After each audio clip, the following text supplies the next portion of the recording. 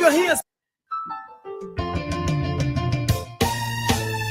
My people, where you at? Where you at? Wake up from your slumber, stop slipping. Whip your hands, whip your hands, whip your hands, whip your. Come on, come on, come on. I know you're sleeping now. You gotta wake up some more, yeah? Okay, let's go. The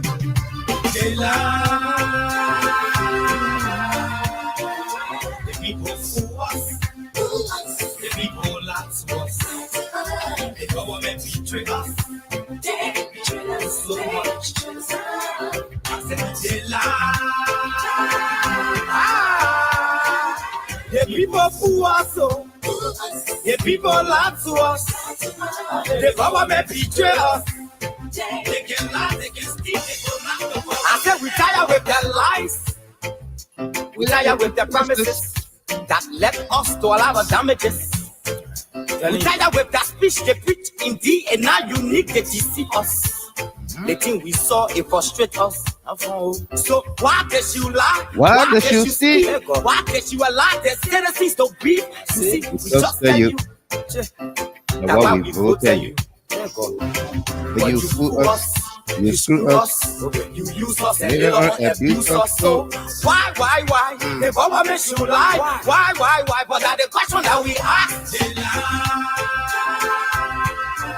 Good evening and welcome. Good evening, welcome. Thanks for joining us here. Today is Friday, December 20th, 2024. And we say welcome to the global stage. If you join us here for the very first time, we say welcome to this podcast. We insist to be civil with one another. There shall be no curse words, no insults of any kind, okay? The song in the background is by Uncle Jay. Only. Telling you, brother. So where are the schools? Where are the having a special guest on the show here at one of the programs tonight. The Honorable YAHAYA TALATA Sharif. You see the reason why we ask why the government betray. They have enough of time, but they delay people suffer. No war, people crying for hunger. The Republic of Liberia. Your vision and your mission, your intention, your nation, will be joining us. You got nothing to show, nothing. So why? The government should lie. Why? But that's the question that we ask. The people fool us. The people lie to us. The government betray us. Coming up tonight.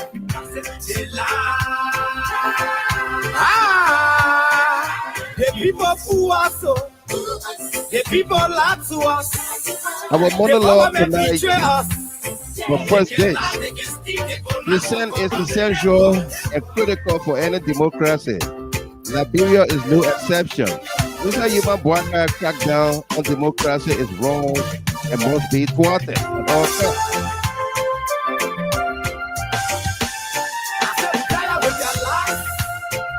We tired with the promises that led us to a lot of damages. We tired with that speech they preach indeed, and now unique they deceive us. The thing we saw, it frustrate us. So why does you lie? Why does you steal? Why does you lie? Arson, accidental. The chairs used by the Renegade Lawmakers, Speaker and Deputy did not burn. You use us and abuse us. So why? The government should lie. Why? But that's the question that we ask. MCC Millennium College compact for USD $500 million grant, rewarding a convicted murderer with a position in government. No resignation in sight. Speaker Fonati Koffa, as Liberians from all walks of life support his stand. Let's go.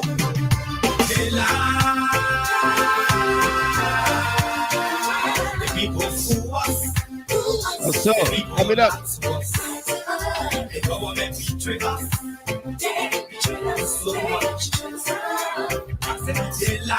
What will the Supreme Court deliver on the bill of information requested by Speaker Koffa? Why did Joseph Yuma Boakai invite the integrated 30 lawmakers to a meeting? Dr. Vires Budget? Question. We tired with the international community support that led us to a lot of damages. We tired with that speech they preach in and now you need to deceive us. The thing we saw it frustrates us. So why can't you lie? Why can't you steal? Why can't you allow the citizens to be? See, we just tell you. What was Mesaga feeling looking at? But you fool us. You screw us, well, you use us, and later on abuse us. So why? The government should lie. Why? But that the question that we ask. Speaker Koffa and Representative Safoko, district number 9, as persons of interest for Facebook posts and interview held respectively. What were the post and interview about? What were the posts and interview about? What is the LFP laying siege? The focus home. Why did the fire service allow the crime scene to be contaminated with whole lots of people entering the building? No one to trust. As my people no one to hope on. Were there any security or securities on ships? Who was the last person to down the capital? Where did Samuel Koffa conduct his poll on Tuesday night when he was staying in his car? Will this a human Boakai government invite or seek for further assistance to thoroughly and forensically investigate this fire? Let's dig deeper. You got nothing to show. Nothing to show. So, why? The government should lie. Why? But that's the question that we ask. Samuel Koffa is below in the green head on the video. I'm going to be showing you that video momentarily. He is sitting in his class conducting the interview. Wow. We are in no way suggesting that Koffa is connected to the fire in the Capitol Hill. A few questions need to be answered by him, and the police investigators need to also call him in. The background of his video shows he's on the grounds of the Capitol building, and the building, the rotunda, is right behind him on the video. What are those questions? Did they lie to us? One, where was Representative Samuel Koffa the night of December 17th when he granted the School TV interview in his car? Two, the School TV show at 4 p.m. Eastern Standard Time and 9 p.m. local time in Liberia. Koffa appeared on the show. We tired with the promises that let us Koffa appeared on the show as per the video timeline at 2 hours 30 seconds. The thing we saw it frustrate us. So why can't you lie? Why can't you steal? Why can't you allow the citizens to be? See, we just Marker and began speaking at 2 hours 38 minutes. That will be around 11:30 p.m. local time in Liberia. Why? Representative Koffa in his yard conducting an interview or in his car at RLJ Hotel. When did he leave the Capitol building that night? Who was the last person or representative that was seen at the Capitol the night of December 17th? Were there any police or security officers stationed at the Capitol the night of the incident? Do we have a 24-hour security presence at the Capitol as in the case of the executive mansion? 7. Koffa said on the video he needs to go sleep. He needs to go to sleep. Did he drive home to the RLJ or went in his office to sleep? Where did Koffa sleep the night of the fire? Who can verify or vouch for him that yes, he slept right here, I was right next to him, or we were in a hotel together? The Representative Samuel Koffa gave a full accounting of his activities, including alibis during the night of the incident. Or can the RLJ video surveillance video be looked at? 9. Can the Liberia National Police or investigators request his phone call log and data to indicate his location during the night of the incident? Will they do that? That's what intelligent investigators will do. Then, were the contractors who removed the screws of the seats on the joint chamber still working that night? 11. Why don't the investigation begin with the security personnel who were assigned at the Capitol the night before anyone else? Why don't they call in the security who were assigned at the building the night of the incident before calling anybody else? Also, coming up,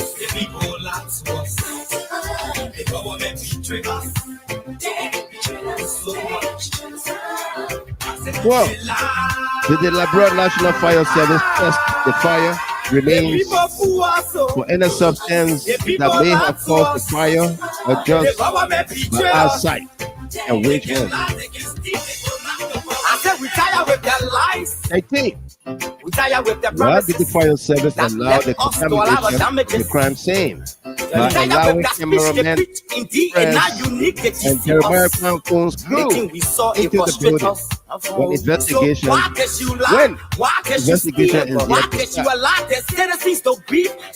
start? So all these will invite you to invite others. We've got a great show coming up here. Again, YAHAYA TALATA Sharif will be our guest on here tonight. We're going to jump into all of these together. And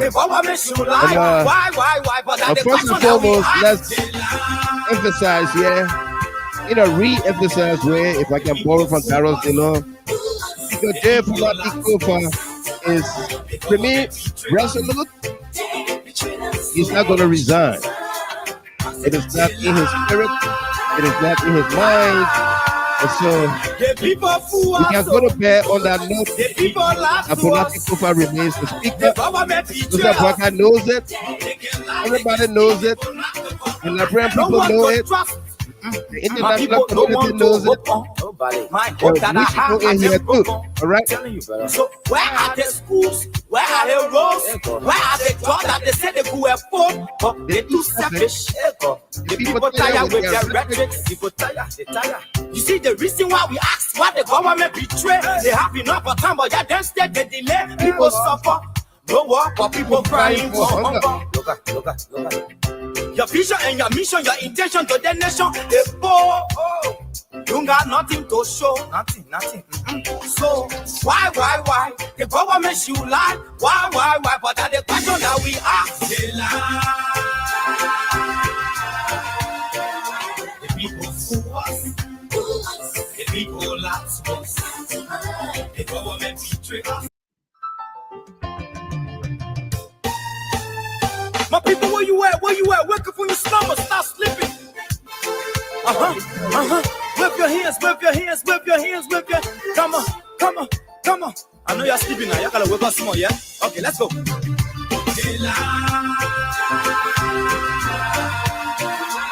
people fool us. The people lie to us. The government betray us. They betray us so much. I said they lie. The people fool us so. The people lie to us. The government betray us. They can lie, they can steal, they can lie. I said we tired with their lies. We tired with their promises that led us to all our damages. We tired with that speech they preach indeed, and now unique they deceive us. The thing we saw, it frustrates us. So why can't you lie? Why can't you steal? Why can't you allow the citizens to breathe? You see, we just tell you that's why we vote tell you. But you fool us, you screw us, you use us and later on abuse us. So why? The government should lie. Why? But that's the question that we ask. The people fool us. The people lie to us. The government betray us. They betray us so much.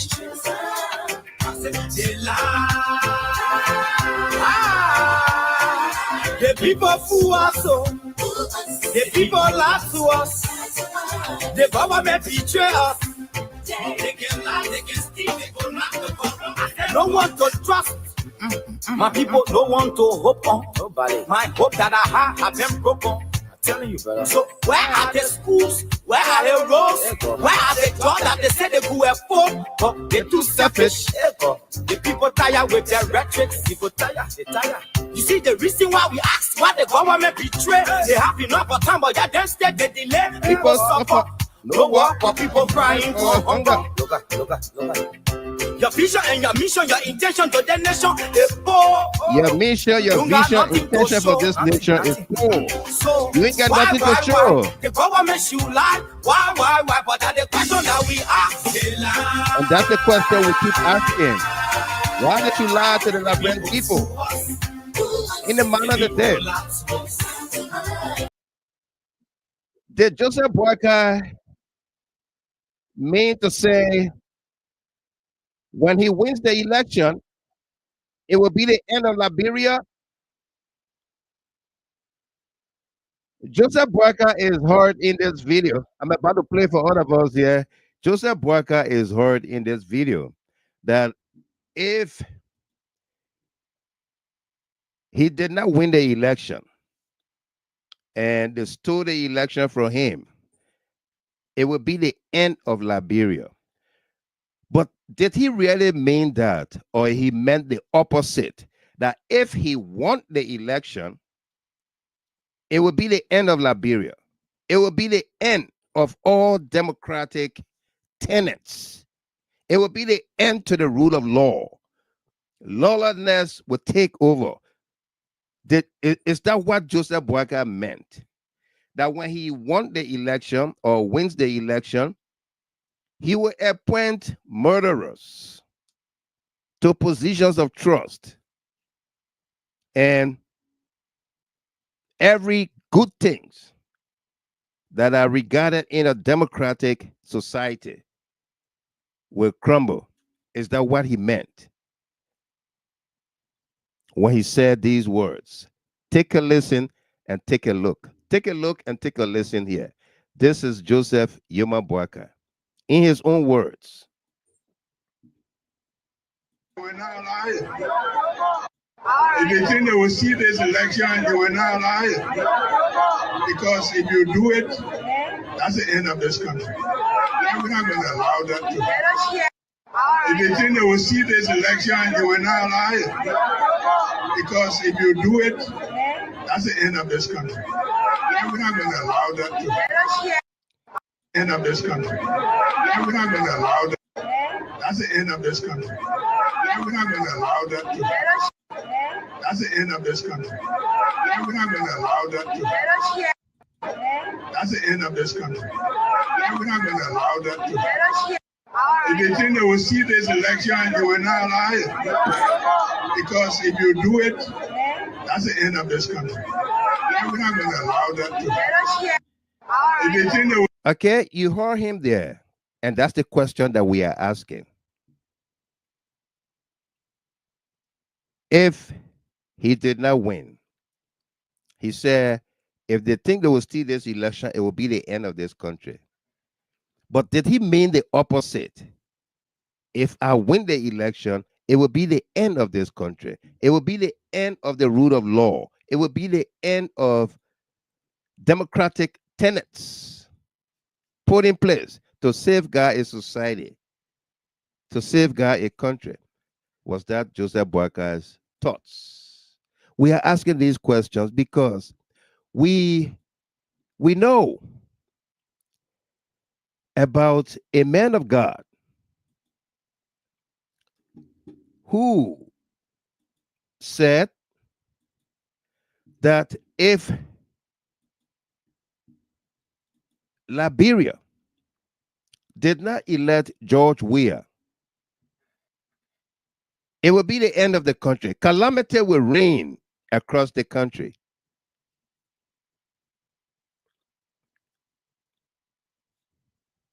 Babatunde Ayodele warned Liberians about voting Joseph Yuma Boakai. Take a look, take a listen here. Of Liberia and George Ware, if you allow the opposition to win, you will suffer. The Liberians will suffer. Our economy hardship, poor will suffer, rich will suffer, every people will suffer. You see, all the four classes of human will suffer. We suffer. I'm not from Liberia, but that's the message of the Lord for the people in Liberia. If you put that opposition of Boakai or Boakai to be your president, oh, Liberia will sink. Calamity will befall Liberia. You don't expect joy again. The name Liberia will crash. This person has nothing to offer you. Spiritual Liberia will die. The best man for this job is George Ware. Vote him and he will do better than ever. He will do better than his first term. And there will be total development in Liberia. That is me for you. That's what the Lord said. Go and check all my prophecies. I'm not boasting, but that is the message of the Lord. The best person to vote for that will make Liberia better is George Ware. If you mistakenly vote opposition, majority of you will eat human flesh. You will see sound and eat it. It's a catastrophe. Calamity is what you want to vote for. You dare not do it. This is the best man who can give you victory, George Ware. That's the person. He's ordained by God and he has God's mantle and have the wind to lead Liberia right. Whatever he must have done before, I don't know him, I don't know anything about, I don't know that I've not been to Liberia before.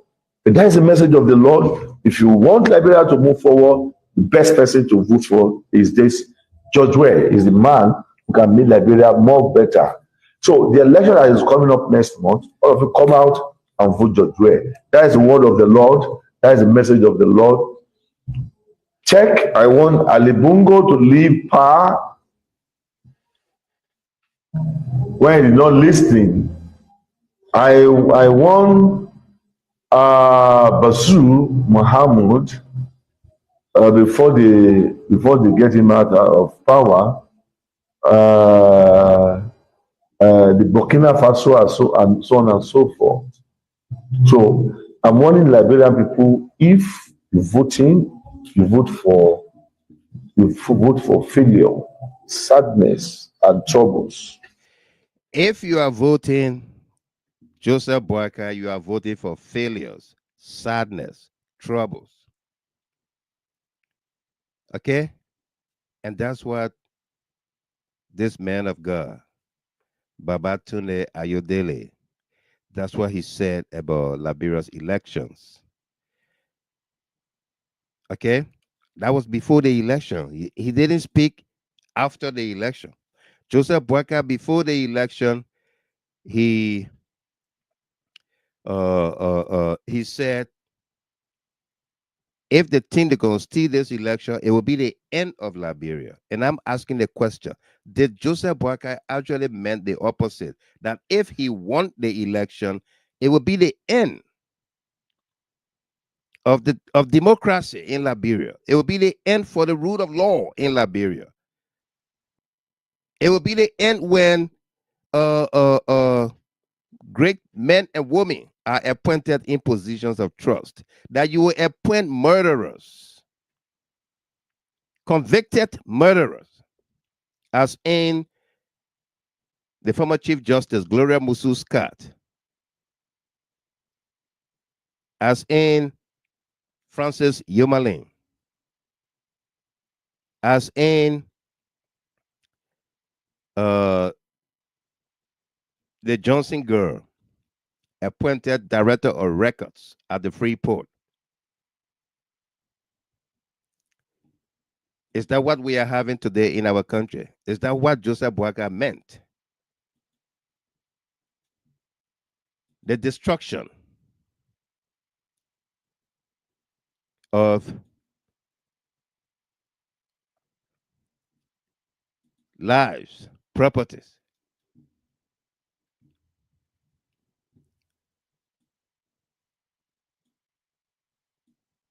Huh?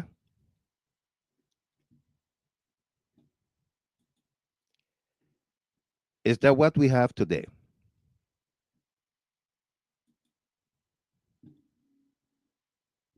In our country?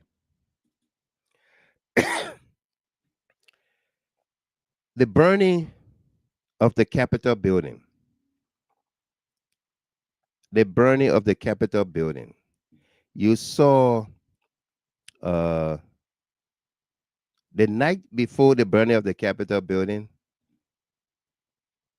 we all witnessed Samuel Koga on the Spoon TV conducting an interview on Spoon TV. Queen Johnson, thank you, Emmanuel Bro. Yeah, thank you for the name there, Queen Johnson. Yeah, let me highlight that. Okay, yeah, that's who I was referring to, Queen Johnson. Before Boakai came to be, the Unity Party was murdering people, Liberians. We know November 7, 2011, at the CDC headquarters, Unity Party again launched a raid that killed the likes of Papi Solo. Okay? I want you to look at this picture. I'm going to play the video for you. And you listen to Samuel Koga. Look at the background of his video in a car. Where was Samuel Koga the night of the fire? Was he at home? Did he conduct that interview at home? Why was he in his car? The Spoon TV starts at 4 p.m. Eastern, which is 9 o'clock in Liberia. Samuel Koga, if you go to the December 17 video of Spoon TV talk show, even only it's still there and it did not delete it. But we got the clip from there. We cut the video from there. So now it becomes ours. You go to the 2-hour 31st to the 32nd minute, 2.5 hours into the show before Koga came on. And then at the end, he said, if you don't have questions for me, I got to go to sleep. I'm tired. I got to go to sleep. Where was he? Where was that car parked? Was that car parked on the grounds of the Capitol? Was he at RLJ? Was he at home in his yard? But decided to sit in the car because he had a long day work. Where was he? Take a look. Take a listen here. Not at the time of the president. I know it's fearsome. I've been seeing the euphoria. People scared. They don't like to hear protests. But did you give Mr. Weah a chance yesterday when he came out? Demanding that he should come out, he should step down, and the deputy for that protest that asked Mr. Weah to step down was Mo Ali. Now, if that were the case today, you think Mo Ali will be happy? What goes around comes around. We're in a state of karma. If you think that was good yesterday, then it's good today. One good turns into another, Stanton. Thank you so much. Thank you very much. Thank you. I'm going to welcome Honorable Koga, and it's good to see Eduardo. Also remember that Carrasco is in jail at South Beach. People from the prison calling me that Carrasco is being put in what they say the local black cell. Carrasco is in jail at South Beach. Currently, he is in the local black cell. Again, we will discuss Carrasco, and we're trying to confirm one or two stories. Then Mami will bring that story on. But let me bring in Representative Koga. Should we say you stay the chairman, and now you guys have speaker? Welcome to the show, Representative Koga. Can you unmute yourself, please? Can you unmute? Okay. Yes, welcome. Tonton, thank you very much. And I listen very well and retain all of the conversation that have been held across. Or there are pros and cons in the discussion. But I want to, first of all, let you know about three different issues. One has to do with the statement of the American embassy. Two, the issue of the visitation of the president to sign a vote of condolence. And then three, the issue of the protester. Now, let's begin with the protester. We're part of the war that a person that is supposed to present a petition to will lead a protest. You saw lawmakers that's supposed to have been the one to receive the petition, leading a group of people to come. And in the process where they started from Bamouan, there was no tension. The police gathered there throughout and they enter. While entering the Capitol building, others, instead of going through a normal procedure, which is enshrined in the Constitution, Article 17, that says every citizen at all times, in a peaceful manner, to assemble for the common good of their well-being, to instruct their representative. That's what the law says. Now, you walk for the common good of your well-being from Vamuma, approaching the Capitol building, the disorder attitude started. People begin to join on the Capitol building fence instead of pass through the channel. That what brought in the situation where the police begin to chase people. I just want to register that because I was at the Capitol building. The second aspect has to do with the issue of the president's visitation or the signing of a condolence. Stanton, I want you to understand that in this country, the issue of recognizing the dead, there is a national holiday that is set aside in this country for it, that nobody go anywhere but to go and reconcile or to go and clean the grave site and also honor the dead. Wherein a vice president or former vice president of a country died. And this death announcement had been taking place everywhere. And it was known by everybody in the country that today was a day that he's supposed to lay in state for the final honoring of that individual. Under no condition that you will prevent the president from going there. It would have been interpreted that the president is insensitive. Two, the issue of the American ambassador's statement, that was a policy approach. I mean, yes, how do you call it? That was a policy statement. And it was in the rightful direction because he was trying to protect the national residing in foreign country. And the Liberian government had gone over air to announce to the citizens that every citizen stay home, there's going to be a protest. It means that the government has something on our sleeves, meaning those protesters that will be brave to come, there are consequences. So the government wouldn't have come out with any policy of such. So we are Liberian, we regret the action of those that got wounded. Quite frankly, it was wrong, but they also invoked the situation on grounds that they that came to pass through the normal door to enter with protest and present their petition, they went on the contrary by joining over the fence through the university campus and other places to enter, which was illegal. So it means that there was a motive. Predicated upon that, the lawmakers are seated at the Capitol building, the senators are there and the representatives are there. The police need to protect the sacred of the legislature to ensure that intruders should not enter and do any act of lawlessness. So these are the processes that led to whatsoever that happened. For those that were arrested, yes, when there are situations that cause chaos, there will always be a hot pursuit. In that light, police will only spot people that is spotted to be part and parcel of acting, unlawful, will be apprehended for investigation. But I believe that they will be protected by the Constitution. The mandama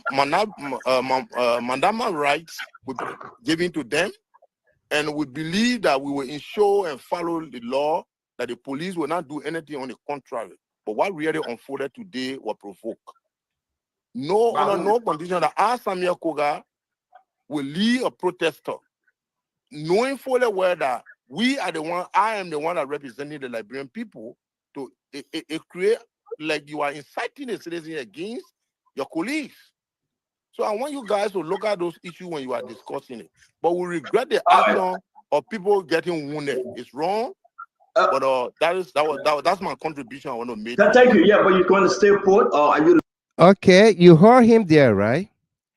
Talk about where in the world will a representative or senator join in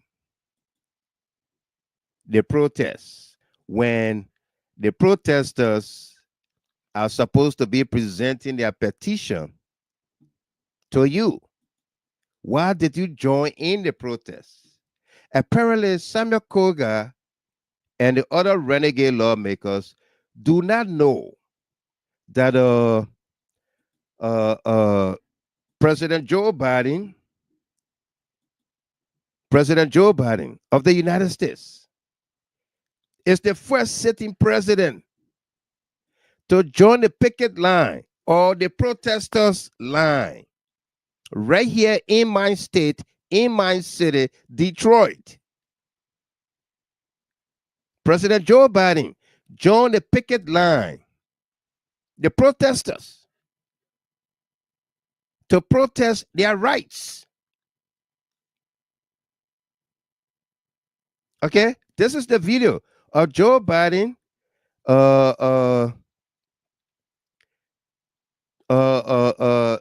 joining the picket line. Okay, I understood Samuel Koga to say why will representatives join the protesters when the protesters are supposed to be presenting the petition to them, to the representatives. I heard him.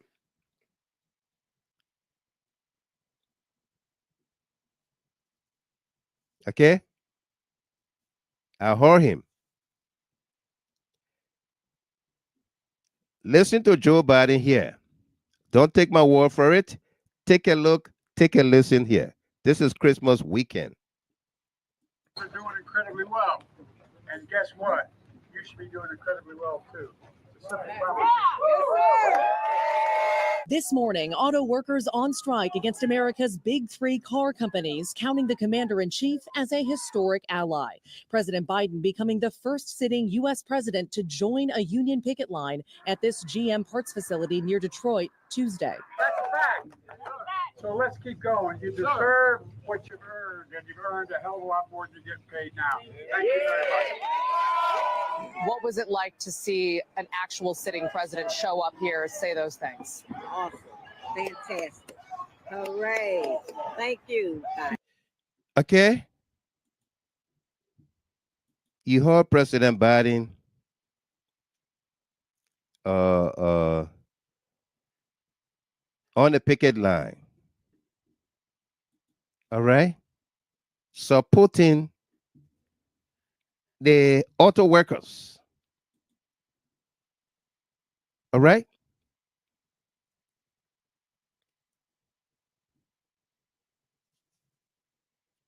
You heard him.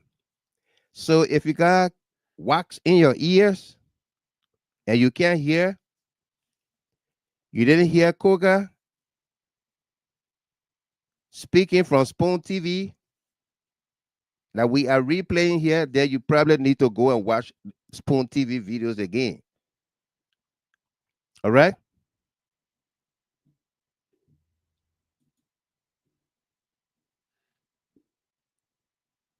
Okay?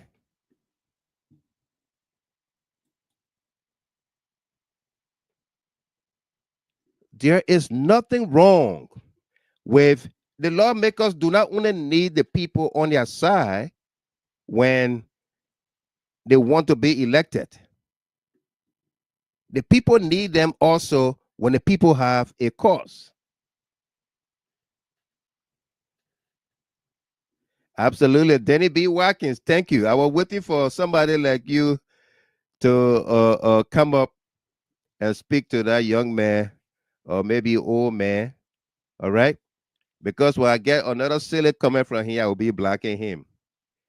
You either speak to the issue or don't come throw words around here. Okay? Yeah.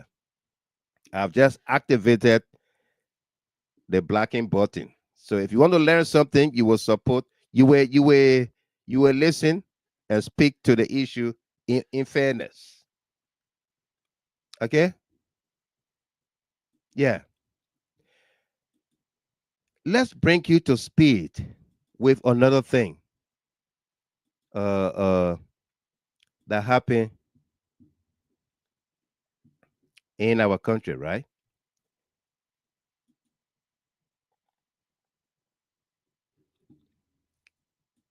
Let's talk about our guest is in studio. We're going to be bringing him up momentarily, but we got to introduce all of these to you, and then we go from there. All right. I want to play you another video, a video that clearly shows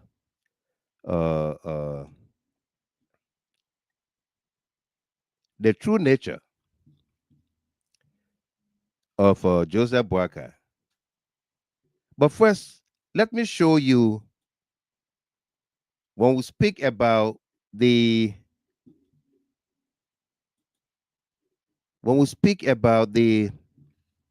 contamination of the crime scene.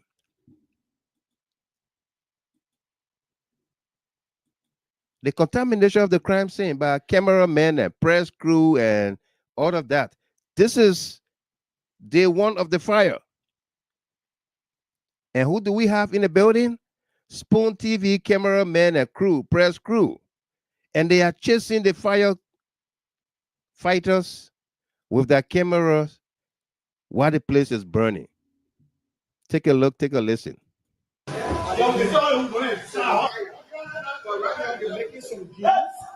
You can see the ceiling, the POP ceiling is Yes, right. You can see the level of destruction Wow. as well. Wow. But the fire service guys are making some inroads as we speak. Exactly.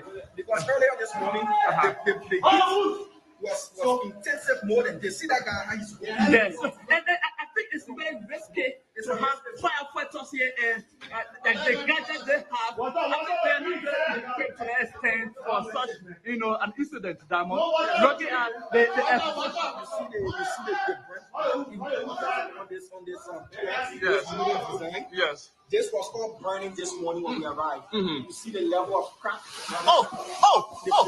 But that tells we have to be very careful as well, because looking at the walls are all cracking, and you could see this entire incident here. Wow. So this is also highlighting the challenges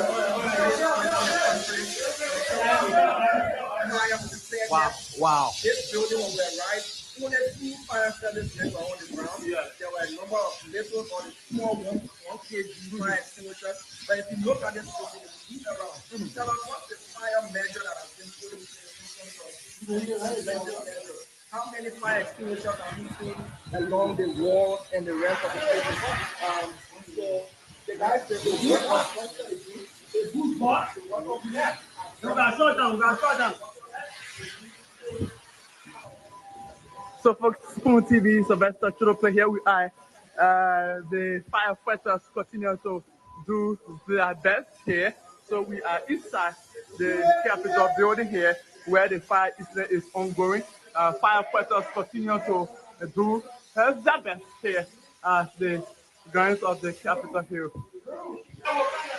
Yes, the one is not what it's like. I know we have to get out. One last one. Yes, so let's do that quickly because we have been advised that right.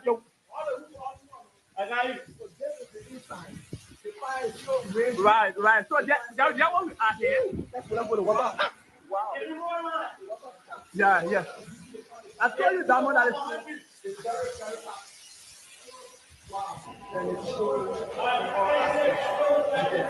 that one we are here. Wow. Let me pause it right here. You see, or it can be playing as I speak to you. Okay, you see the guns of the Capitol Hill. You see the firefighters are fighting with their hoses or their hose. The hose is burst, the water wasting. You see the cameraman, you see the press man, them walking around while the people are doing their work. And they are talking about the walls are cracking and the POP roof or ceiling is coming down, and they are there, not mindful of their own security. Look at the falling debris, the things that are falling from the roof. Okay? What level of professionalism was exhibited here by the firefighters or investigators to have allowed camera to be chasing them as they do their work?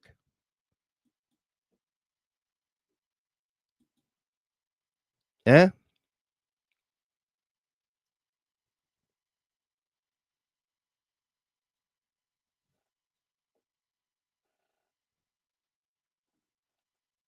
Okay?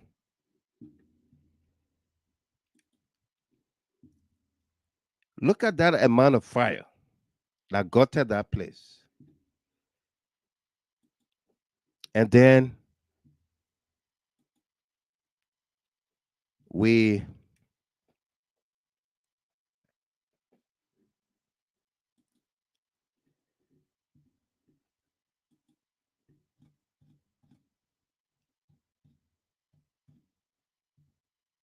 after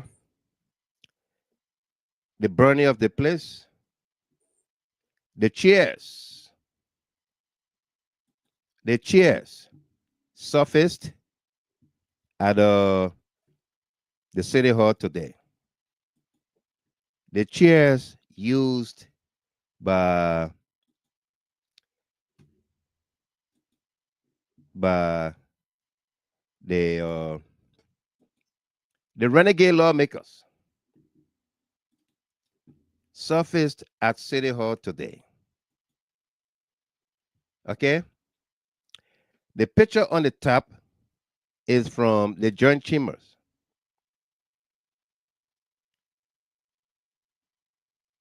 The picture on the top is from the joint chambers.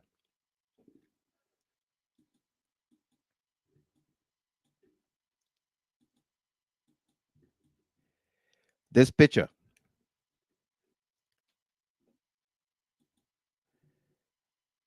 is from the joint chamber. The one at the bottom is from City Hall today. This is what the Liberian man call the billy goat head, the billy goat burn, the billy goat head burn. But there you say the beer not burn.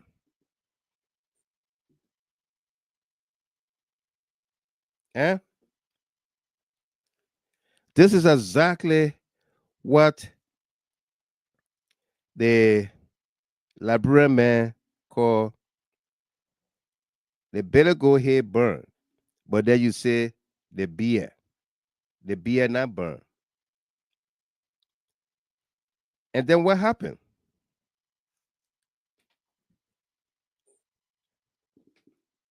King Shaku, welcome. What happened after all of this? Huh? What happened after all of this?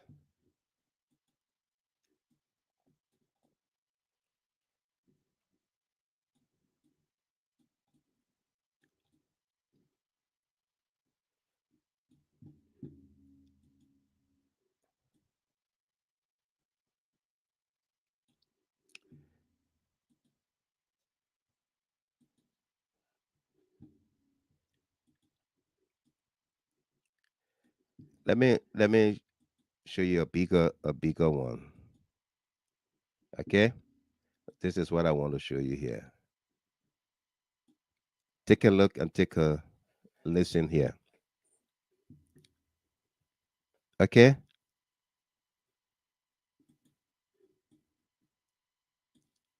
This is City Hall. This is the chambers here, the joint chambers. City Hall today.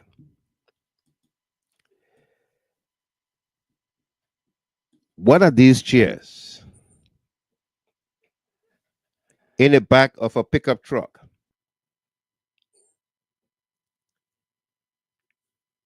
Are they the same chairs that is being transported in the back of a pickup truck?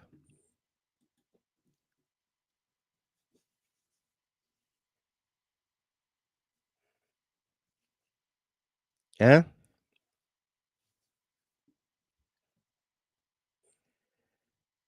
What are these chairs in the back of a pickup truck? When were they transported to wherever they were going?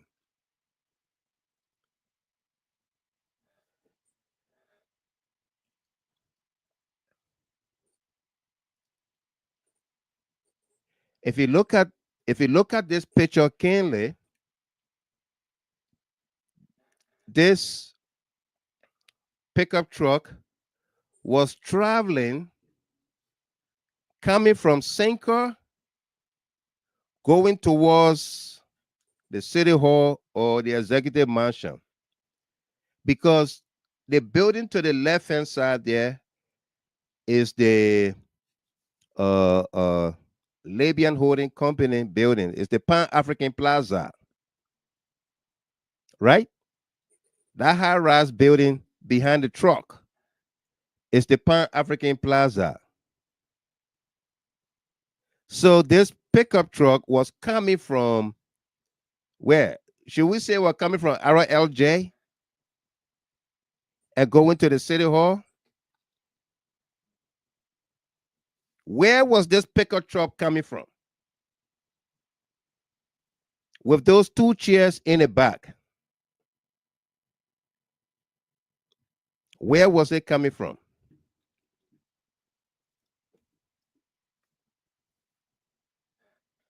Eh?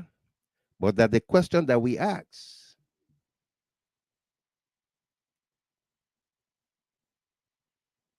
Where was this pickup truck coming from?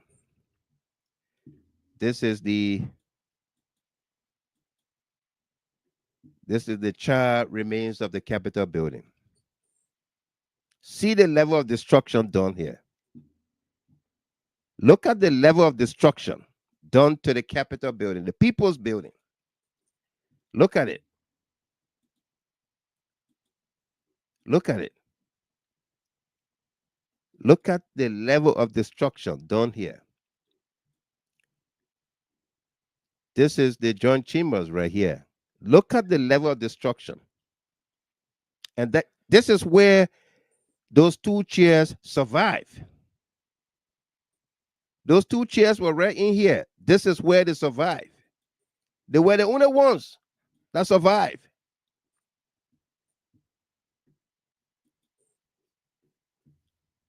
Look at the rotunda.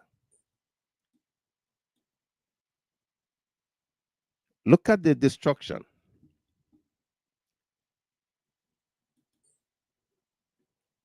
This is the joint chambers. This is the joint chambers. But those two chairs survive. And on December 10th, You see the date up there. On December 10, there was an electrical fire in the breaker box or the panel boxes. On December 10th, there was an electrical fire in the panel boxes, as you can see here. Why they did not invite Frank Sarfoko that time when this panel box or fire outbreak happened? Why didn't they invite Frank Sarfoko Jr. to say you spoke on July 2nd that you were burned, even though you said I will burn the session, but he said he will burn the chamber, but he got free. Why did they didn't invite him that time? Yeah. Why did they didn't invite him that time?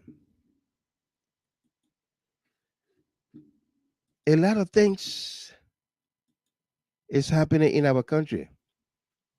A lot. Okay. Let's bring you to some historical events. This is the construction of the building, the Capitol building, by the Israeli company Vianini.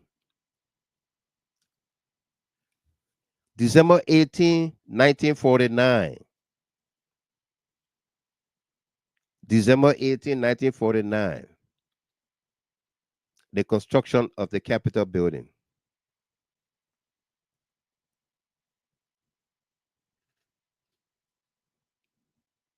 Okay?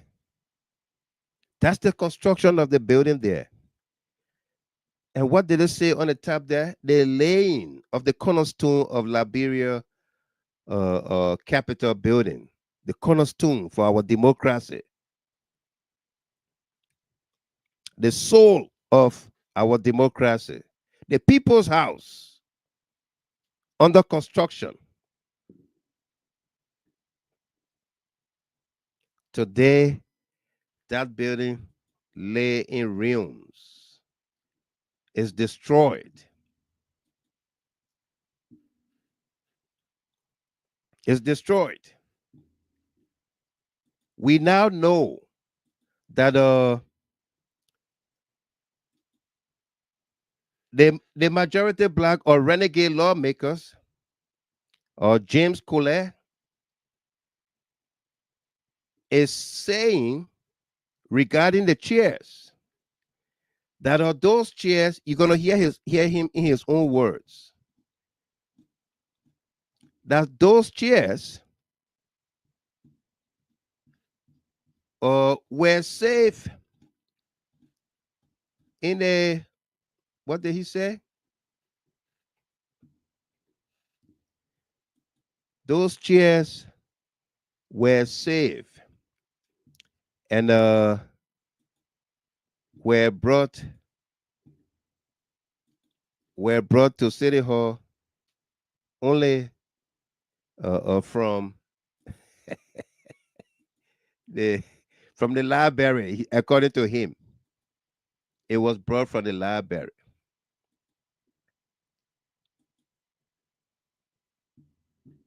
Yeah. That's the man who was crying. I want to appeal to our guest. He's in studio. I want to finish up with all of these, and then we're going to bring him in because we're going to ask him some of these questions as well.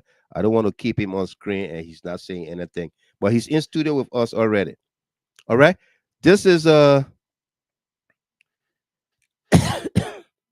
yeah. Built December 18, burned down December 18. Exactly 75 years, Miles SP Pelu. Yeah. December 18, 1949, December 18, 2024, 75 years later. This is James Colette, folks. Take a look and take a listen to what he said about the chairs. And he was stuttering and trying to catch up with his lies, But it's difficult to tell a lie. Very difficult to tell a lie. Take a look, take a listen. On Topa Molba and Charlie Melvin Slow Jr. when they were Speaker and Deputy Speaker respectively 2006. In 2006. These are historical chairs. So thereafter, when other speakers succeeded them, they stopped using these chairs. And these chairs were kept at the basement of the building. One might say in the archive or whatever nomenclature it gave to it. So when we took over, we felt that this was a historical chair. We needed to have reconditioned it to still be used by the Speaker and the Deputy Speaker. It is against this backdraft that these chairs were taken to Central Town. They were furnished or furnished, and we brought them on Thursday. Thursday was the first day these chairs entered the joint chamber. So anyone who say these chairs Thursday of last week. Thursday of last week. And then he's going to go back on his words. The first time these chairs were brought, let me put my face on it as well. Thursday of last week. The first time these chairs were brought, Thursday of last week. And then he caught himself because Thursday of last week, then the chairs were supposed to be there and got burned. So what? Are you moving the chairs back and forth? Every time you use the chair, you move them? Let's go back a couple of minutes and play it for you. These chairs were brought in Thursday of last week. Yeah. It's difficult to tell a lie. Furnished or furnished, and we brought them on Thursday. Thursday was the first day these chairs entered the joint chamber. So anyone who said these chairs Thursday of last week. Thursday of last week, no, Tuesday. Today's on Tuesday was the first day these chairs were used in the joint chamber. So after Tuesday, I instructed the maintenance department to take it back to the lab, to the archive, which is a library. There's a place called LRS, the Genetic Information Service. Near another place there, around there, these chairs are being kept. So anyone in the public thinking or insinuating that these chairs were kept in the joint chamber, I think they are joking. But let me say this, you the reporter, are going to help us and clarify it. When we moved in the joint chamber newly, were these chairs in there? No, I'm asking you. When we moved to the joint chamber new conductor, were these chairs in there? Mama, the people that see your face say, I want to You cannot answer yes or no. But you were there, were you not there? Explain. Just explain. Explanation. You are the facts finder. You are the one who to do the inquiry for the public. You went there when we moved in the joint chamber, you were there. Did you see these chairs? Yes or no? So by your response or your analysis, or let the public go back to the past video of the section, what the chairs are seen there. Tuesday were the first day these chairs arrived in the joint chamber after they were being reconditioned. So I just want to share to the public the percent of these chairs were there. No. In fact, when this chair came, we were afraid before someone destroyed it. It is not just a chair. You heard him? When these chairs came, we were afraid before someone destroyed them. Oh my goodness. Before these chairs came, we were afraid before someone destroyed them.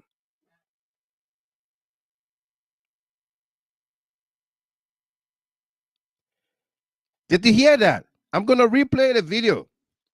Before the chairs came, we were afraid before someone destroyed them. Why would someone want to destroy the chairs?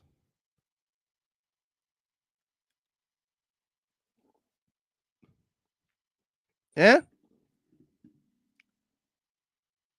Before the chairs came, we were afraid before someone destroyed them.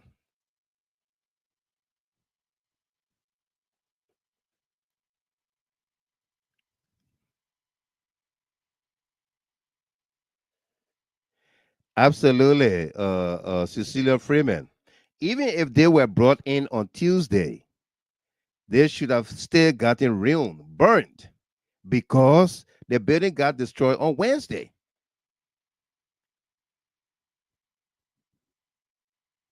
Yeah, Emmanuel Bro. Yes, I heard him very loud and clear. Absolutely. Let's go back to playing that portion.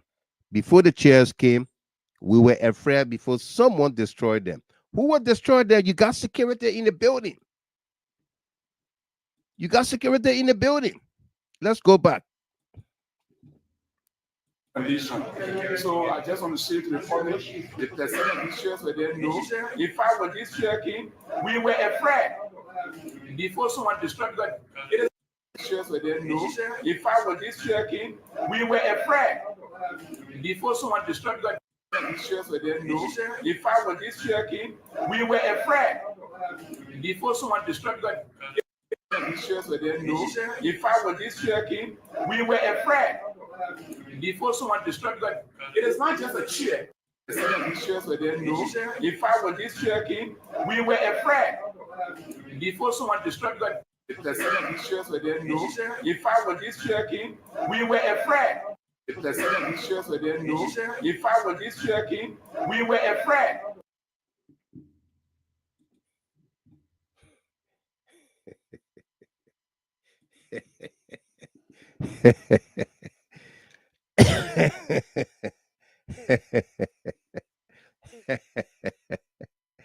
In fact, before the chairs came, we were afraid. Who we? Afraid of what? Before someone destroyed them.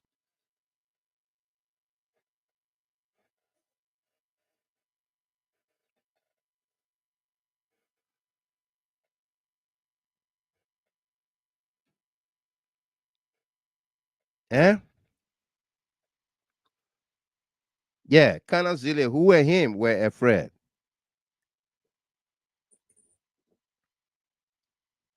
Yeah, insincerity complex. Victoria added, they knew that they were going to burn the building down. That's the destruction he's talking about. Okay? Thanks to all of you in the Triple D department, the Digging Deeper department. Sometimes you send these videos and you think you're just sharing piece of information, but we take our time to go through them, analyze them. Okay?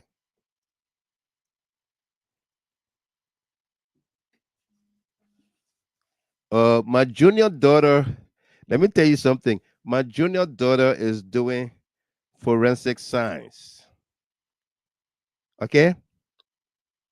Criminal justice with emphasis on forensic science.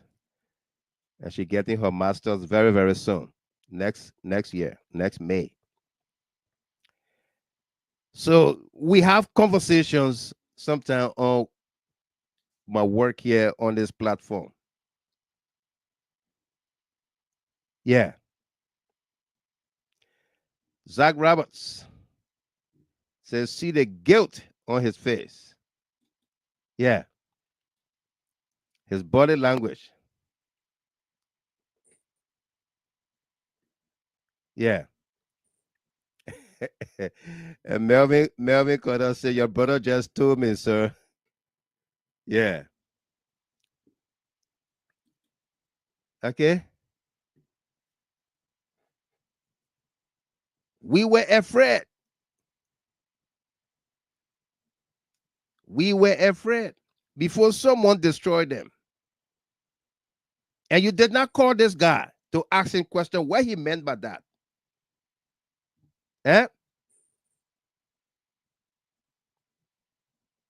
Yeah. Yeah, Andrew Johnson. Where were the tail shift police on duty? Luther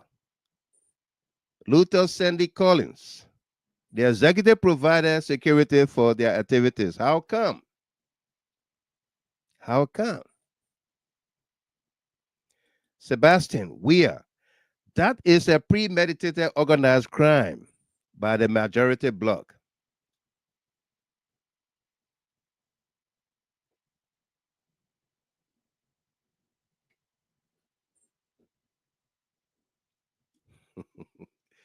Fully bully Kruma. Say Gabriel Wells, did you say God will expose those responsible for the wicked acts? Wow. I didn't know God had a forensic contract with the government of Liberia. I don't think he meant to say God will come down and tell us who did it so that we all get to know. But he's saying God will move from behind them, that their evil deeds will be will surface as they are coming out to light now. I believe a lot of you saw this video, but you didn't think about what we are discussing now. You just saw it as, oh, the man just making conflicting statement about the chairs.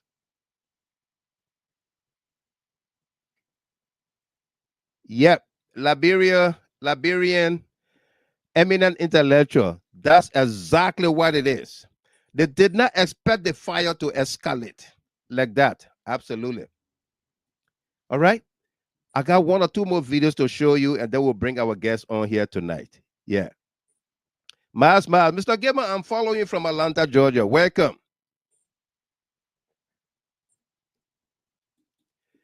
And Joda, thank you, my dear sister.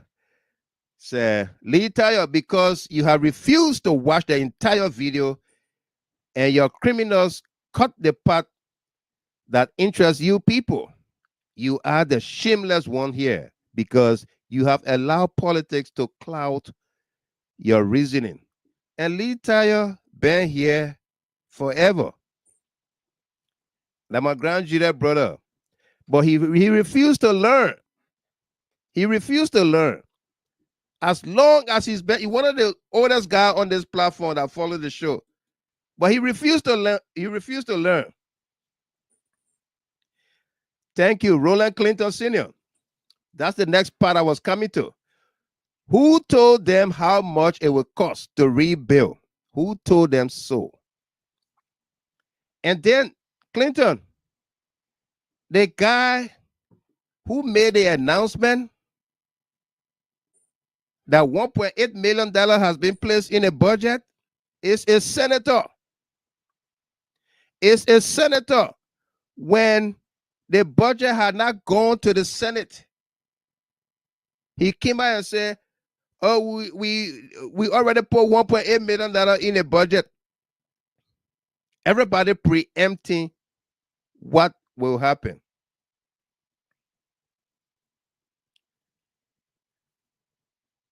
Okay? Yeah.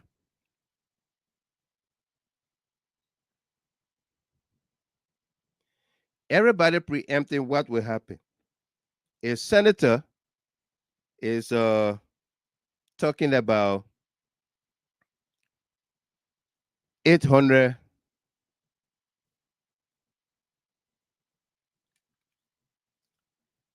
1.8 million is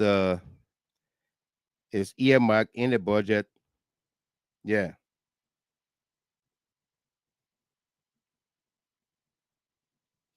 Yeah.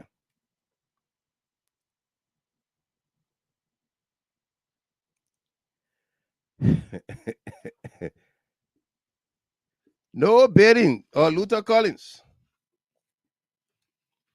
No bidding, just quick 1.8 million. Yeah. No bidding process. Just a quick $1.8 million.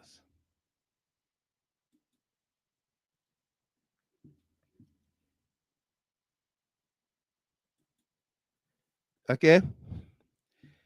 Speaker Koffa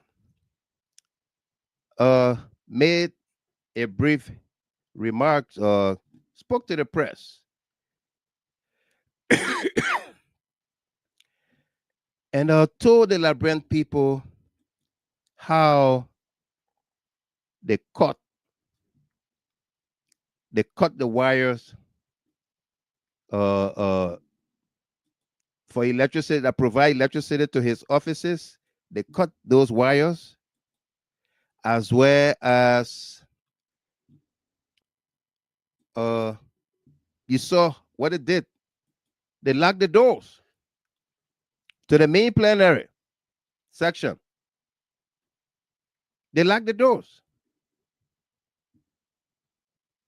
All right. This is J. Fonati Koffa explaining to the press, the Liberian people, and our international partners. Take a look, take a listen here. And guard after fire happened last night. How did people enter the building to cut electricity from the floor where my offices are and where the chambers are?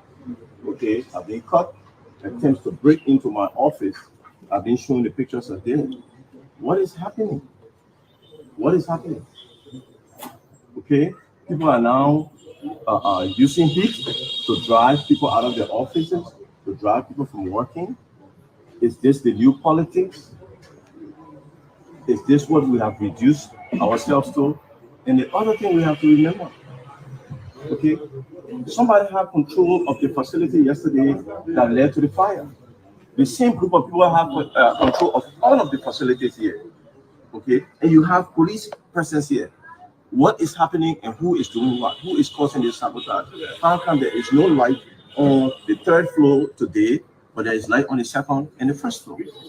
Now, Honorable Speaker, what happened yesterday, what's happening now? Do you see any link? The John Chambers? Well, I'm sure the majority of black people have orchestrated the sabotage of this floor. I'm not going to cast any accusation on the fire, but I'm only saying that someone had a chain of custody of the building. The fact that they are able to do all this sophisticated electrical work to drive us out of the offices, someone, and I think those people are the real persons of interest that need to be called in by the police. Some people are concerned about the security measures put in place for the fact that this entire building lacks CCTV and all of these things. What can you say to yourself for you? Well, we started a modernization program. That modernization program was hijacked by the majority black. You remember they went to the joint chambers to begin their work. And because we didn't want any further act of violence, we allowed them to use it. And so we told the contractor who had warned us that that section of the building is so old, it's in imminent danger. All right, they have warned us. So they have been using that side. Okay, they have been using that side, and so it's. I read on the BBC that you have been invited for questioning. Is that true? The BBC reporter is a partisan reporter, and we have alerted his institution. Thank you so much. On the speaker, for this, have you gather any information? Thank you. I'm on my way to the police station to have a discussion and to turn on the request. I was on a heavy security and guard after fire happened last night. How did people enter the building to cut electricity from the floor where my offices are and where the chambers are? Okay, have been cut. Attempts to break into my office. I've been showing the pictures of them. What is happening? What is happening? Okay, people are now using heat to drive people out of their offices, to drive people from working. Is this the new politics? Is this what we have reduced ourselves to? And the other thing we have to remember, okay, somebody had control of the facility yesterday that led to the fire. The same group of people have control of all of the facilities here, okay? And you have police presence here. What is happening and who is doing what? Who is causing this sabotage? How come there is no light on the third floor today, but there is light on the second and the first floor? Now, Honorable Speaker, and who is doing what? Who is causing this sabotage? How come there is no light on the third floor today, but there is light on the second and the first floor? Now, Honorable Speaker, what happened yesterday? How come there is no light on the third floor today? There is light on the first and second floor. Who is causing all of this sabotage? Speaker Fonati Koffa. Okay? Yeah. Eric passed away. Let me go to your comment here and then we're going to bring. You said, how do you build when it's a draft estimate budget for renovation, which could be more or less? LOL. You know what? You know what professionals do, Eric?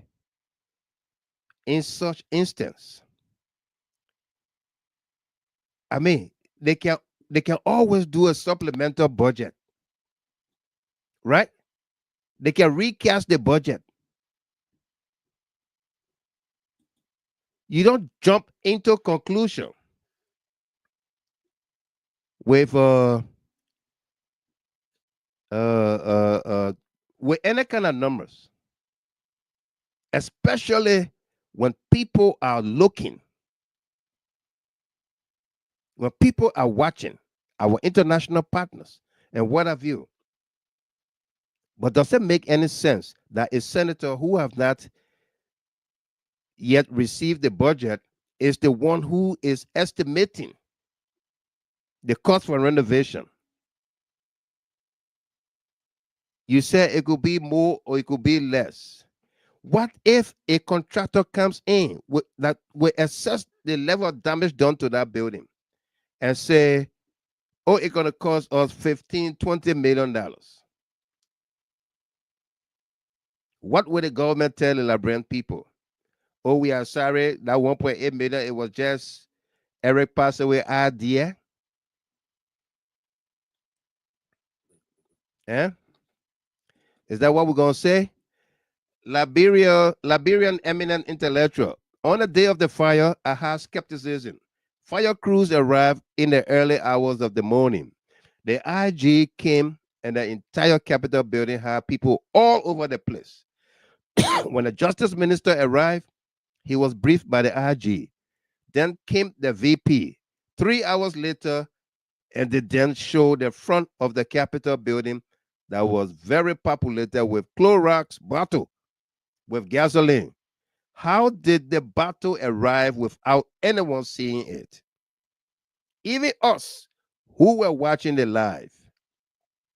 How? I saw that they put yellow tape around one of the bottles, one of the Clorox bottles. I saw that.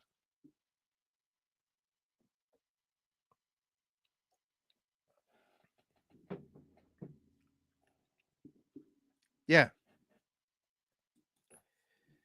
Okay. But we got a great show for all of us here.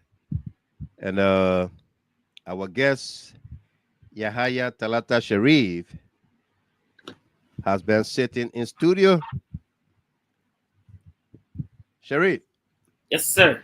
How you doing? What's your video? You not get? No. Oh.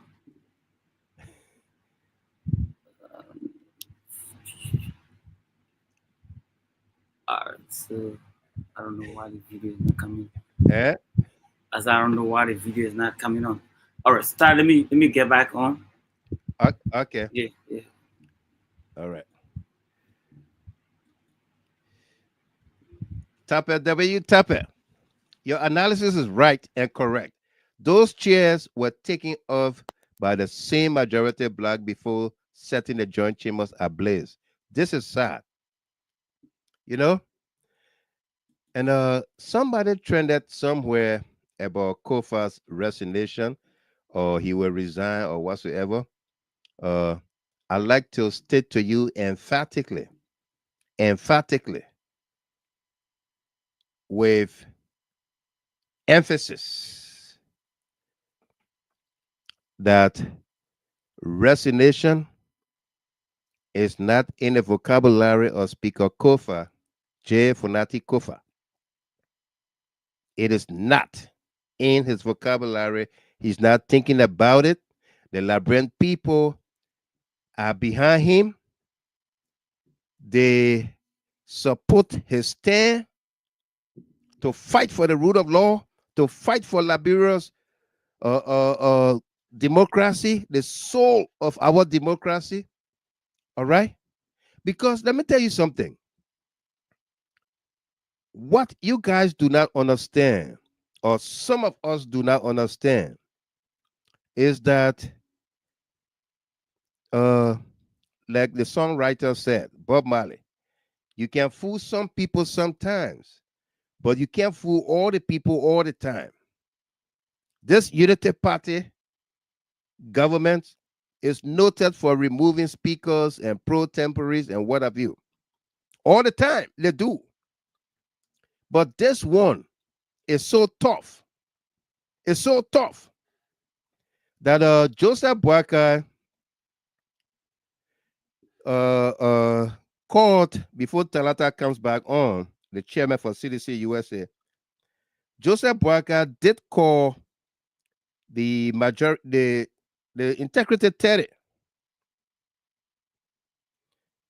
Boakai called the Integrity 30 to a meeting. I believe that was yesterday. And he called the Integrity 30 yesterday. Mr. Chairman, let me just give this piece of information, and then you're gonna use it too. Not a problem. Don't go away. Don't go away. You good? Boakai called the Integrity 30, those that represent Speaker Koffa, or that team up with Speaker Koffa in defense of our rules and constitution. And Koffa was invited, but he refused to go to that meeting on purpose. He did not go to the meeting. All right. But the highlights from that meeting with Joseph Boakai and those 29 lawmakers. All right. We'll call them the Integrity lawmakers. They remain united behind Speaker Koffa. Whatever was planned to break them from Koffa did not materialize. They remain united behind Speaker Koffa. They don't recognize Richard Kuhn and will not recognize him. They don't recognize Richard Kuhn as Speaker, and they will not recognize him. Okay? Understand that. 3, that they will accept a resolution that is consistent with the law. Okay? Whatever resolution will happen, it should be consistent with the law. They should return. They should return to the chambers under the gavel of Speaker Koffa, present their grievances. Koffa recuses himself, hand it to the investigative panel, and when they do their investigation, bring out their findings, take a vote on the floor, and get 49 votes to remove him. Anything fall short of that, they will not honor it. Okay?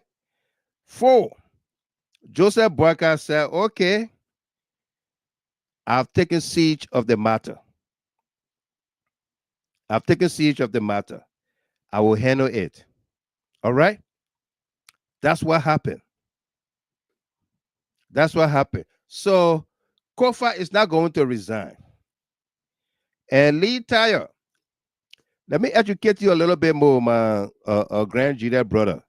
You know, now some of you can make the people think that Grand Judeans are not smart people. Yeah, you've been on the platform forever. You live there in New York, but you behave like you are not in America. You're not following events. You didn't mean an ultra-virus? You didn't mean an ultra-virus, Lee Tyre?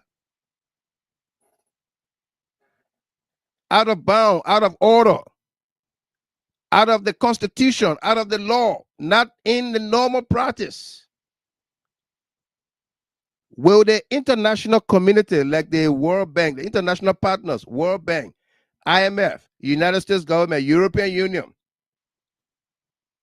with the burning of the Capitol, that made headlines across the globe.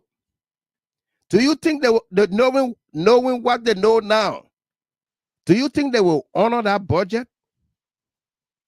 Why you think Joseph Boakai is begging Koffa to resign?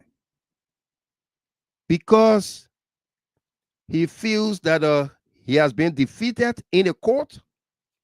The world is aware, and it will be very shameful and embarrassing for him to see Koffa goes back to preside over the House of Representatives.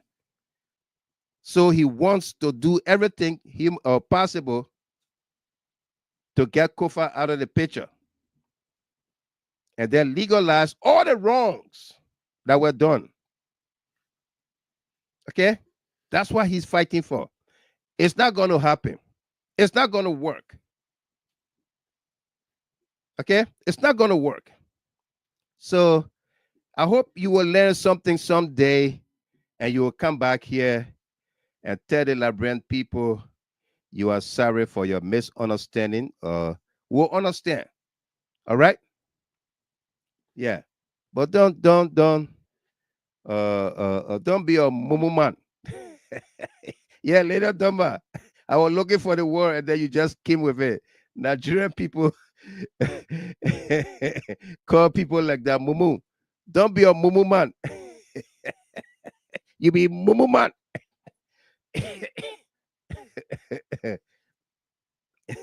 Let's go to our guest on here. It's been a long 1 hour for him in the back of the studio there. Please unmute yourself, Mr. Sharif YAHAYA TALATA Sharif. Yeah.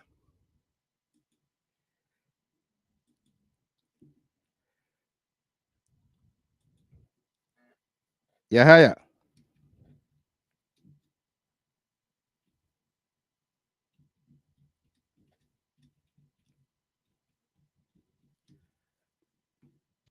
Now? Yeah. Sorry. Good evening. Welcome. How you doing? Yeah, thank you. I'm doing pretty good. Thanks for asking. No doubt. Welcome. You've been here before, and this is your platform. Great to have you on here. Let me again officially congratulate you, Chairman, CDC USA, Chairman-elect. Talk to us here. What brings you to GHT tonight? I know a whole lot is on the plate, but let's hear from YAHAYA TALATA Sharif. Introduce yourself and what brings you to GHT tonight. Welcome, sir. Thank you so much. I'm exceedingly happy to be here on your platform tonight. It's long overdue since the last time we were here, and I think when we were getting ready to go to the convention in Iowa, we appeared on your show, and that was a phenomenal show. So we want to say thank you for always opening your doors to us and making available your platform for all to come and articulate issues that we believe our people need to know about. So again, I want to say thank you. And my name is YAHAYA TALATA Sharif. I am the chairperson elect of CDC USA. So to just call no matter short, I purposely came on the call here tonight on your platform tonight to just clarify one or two things. Because people been calling me seditious across the land and breadth of the U.S. have been calling me. In fact, some have been calling me as far as from Liberia. They wanted to know as to whether CDC USA is hosting any event during the December 7th, 27th, 28th, the 29th, or the end of December if we're having any event. So I'm here to clarify that as far as CDC USA is concerned, CDC USA is hosting no event. We are not hosting any event in the United States of America this year. We are hosting an event in Monrovia. We are having a Christmas party. We are coordinating with the CDC Global in Monrovia. And I want to use this platform to also thank all CDC that contributed towards that endeavor. We were able to collect some $2,800 from our members from contribution towards the Christmas party that we are planning to host in Monrovia. So I want to use this medium to say thank you to all of our CDCians who have always been there. Every time we call on these people, they always come to our assistance whenever it has to do with CDC. So again, I want to say thank you. So just to clarify again, CDC is not hosting any event. There might be friends, because my understanding is that there are a group of friends who put themselves together. They're going to be having some activities somewhere in Iowa. Those are a group of friends, and we have no control over them. There might be some CDCians among them hosting those events or that event, and we got no control over that. But as far as CDC USA is concerned, CDC USA is not. It's not that. We are not hosting any event, not in Iowa, not in Pennsylvania, not in Minnesota, not in New York, not anywhere in the United States. So I just wanted to clarify that point. Thank you. Thank you very much, Mr. Chairman, Honorable Chairman YAHAYA TALATA Sharif. Thank you very much for clarifying that. I have been seeing flyers and postcards and all of that from a group of friends, like you rightly put it, calling themselves CDC reformers. You care to speak to that? Is there any group, any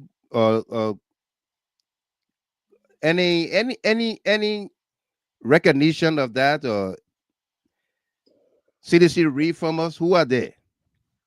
Actually, well, I would decline to comment on any kind of reformer or whatever, because as far as I'm concerned, as chairperson elect of CDC USA, we encourage members from all stripes to be part of our institution. And you see what I'm talking about here. Is a comment or question from this gentleman in Texas, Mr. Chairman. Is CDC a part of CDC reformer?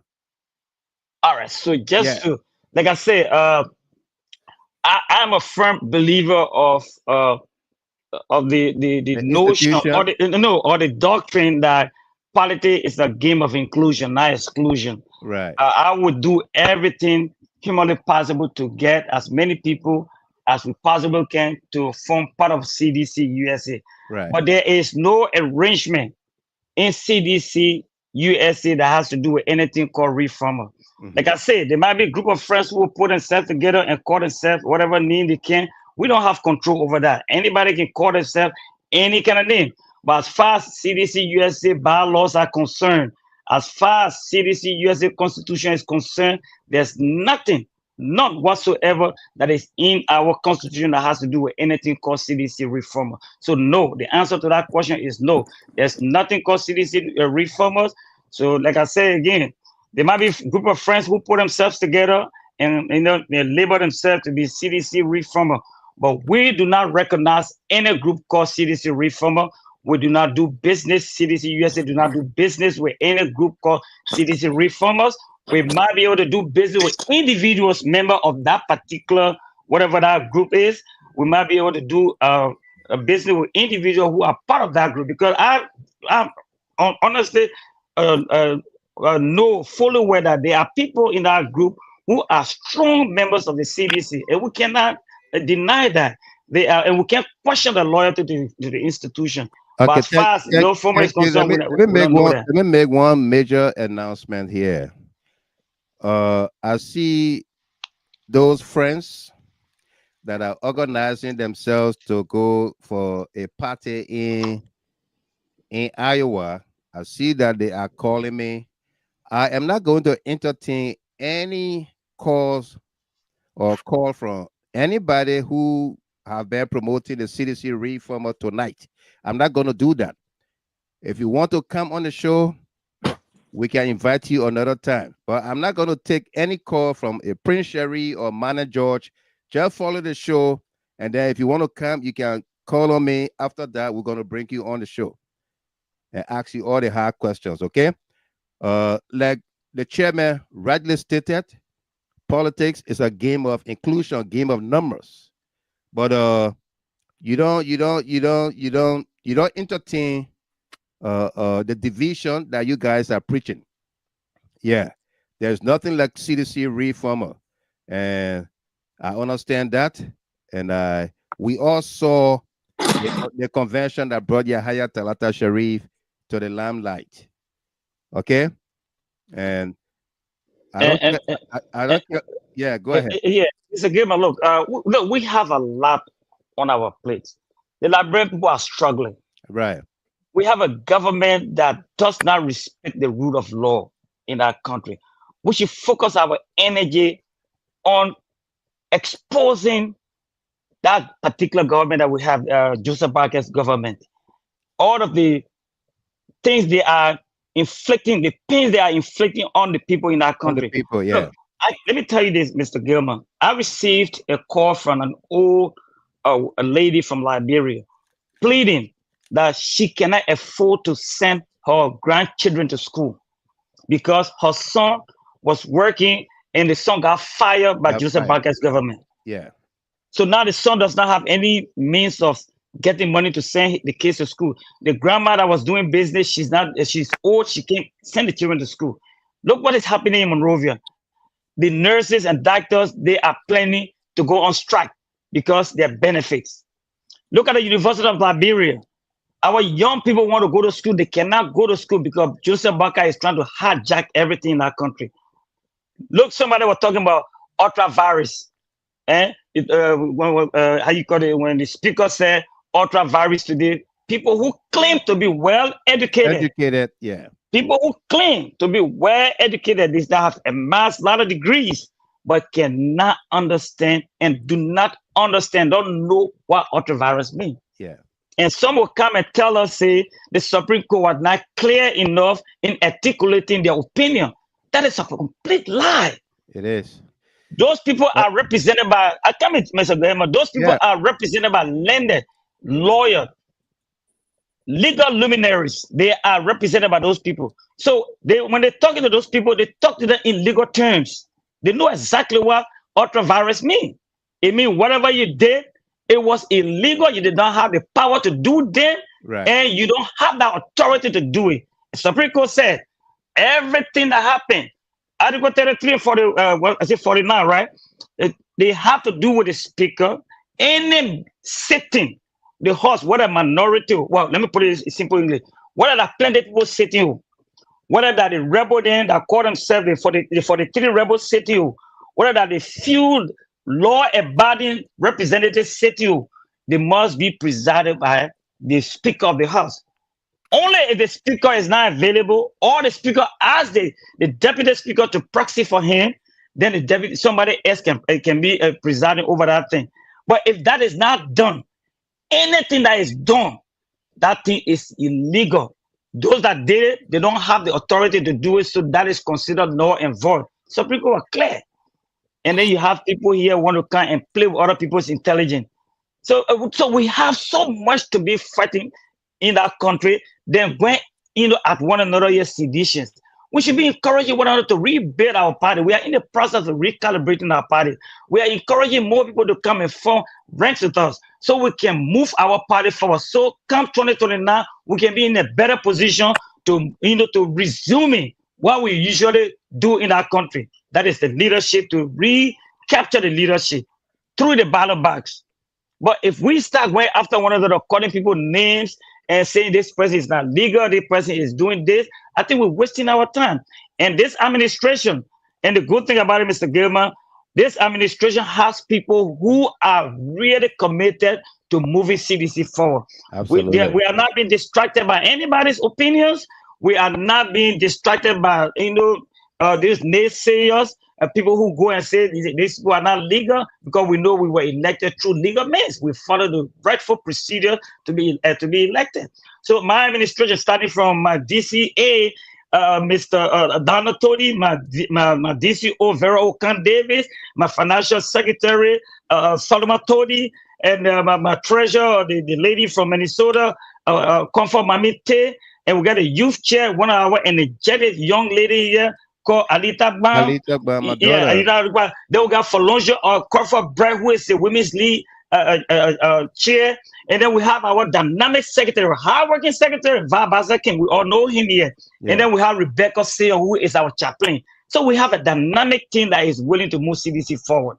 Don't forget the executive director for Women Affairs. I don't call her chair lady for women. I just called her Felicia Brand. Koffa, I just did. Yeah. Yeah, strong woman. Yeah. Very energetic. Woman, yeah. So you see, we're not wasting our time on this thing. Joda Agba, I beg you, don't go nowhere. Don't go nowhere. We're coming back to our fire in the capital. We're coming back to that topic. Don't go nowhere, please. Joda Agba, I beg you, my sister. If you go, I will call you. Okay. But let me welcome Miss Dopo, Sarah Dopo here, our panelist. Let me welcome her, and then we're gonna continue with you.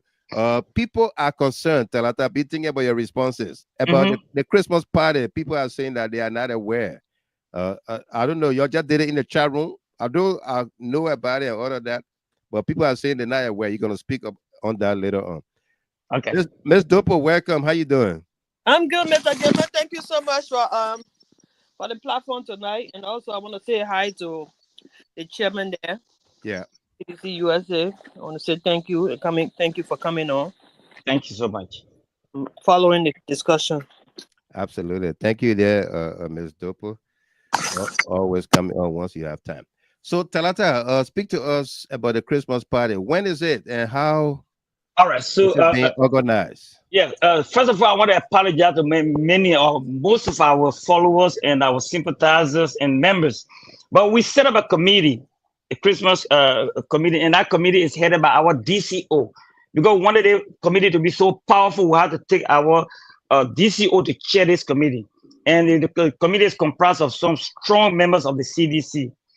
Now, the committee went ahead and made publicity and put it in all of the various chat room. But then their intention was to appear on the GHT to send a message out to people. But unfortunately, that did not happen at the time. But the Christmas party is not going to be on Christmas Day. We are still open to receiving a donation, a contribution.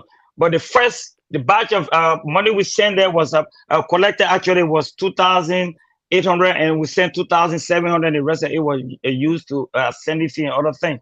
But we already sent 2,700 to Monrovia, and we are still open for more donation. Anybody, I will use this platform again, Mr. Gilmer, if you can allow me, to plead with our members and to plead with members and sympathizers of the CDC. This party that we're trying to have it for young people that are frequenting the party headquarters all of the time. They go to the party headquarters every day. In fact, that their daily routine. They live on the party headquarters.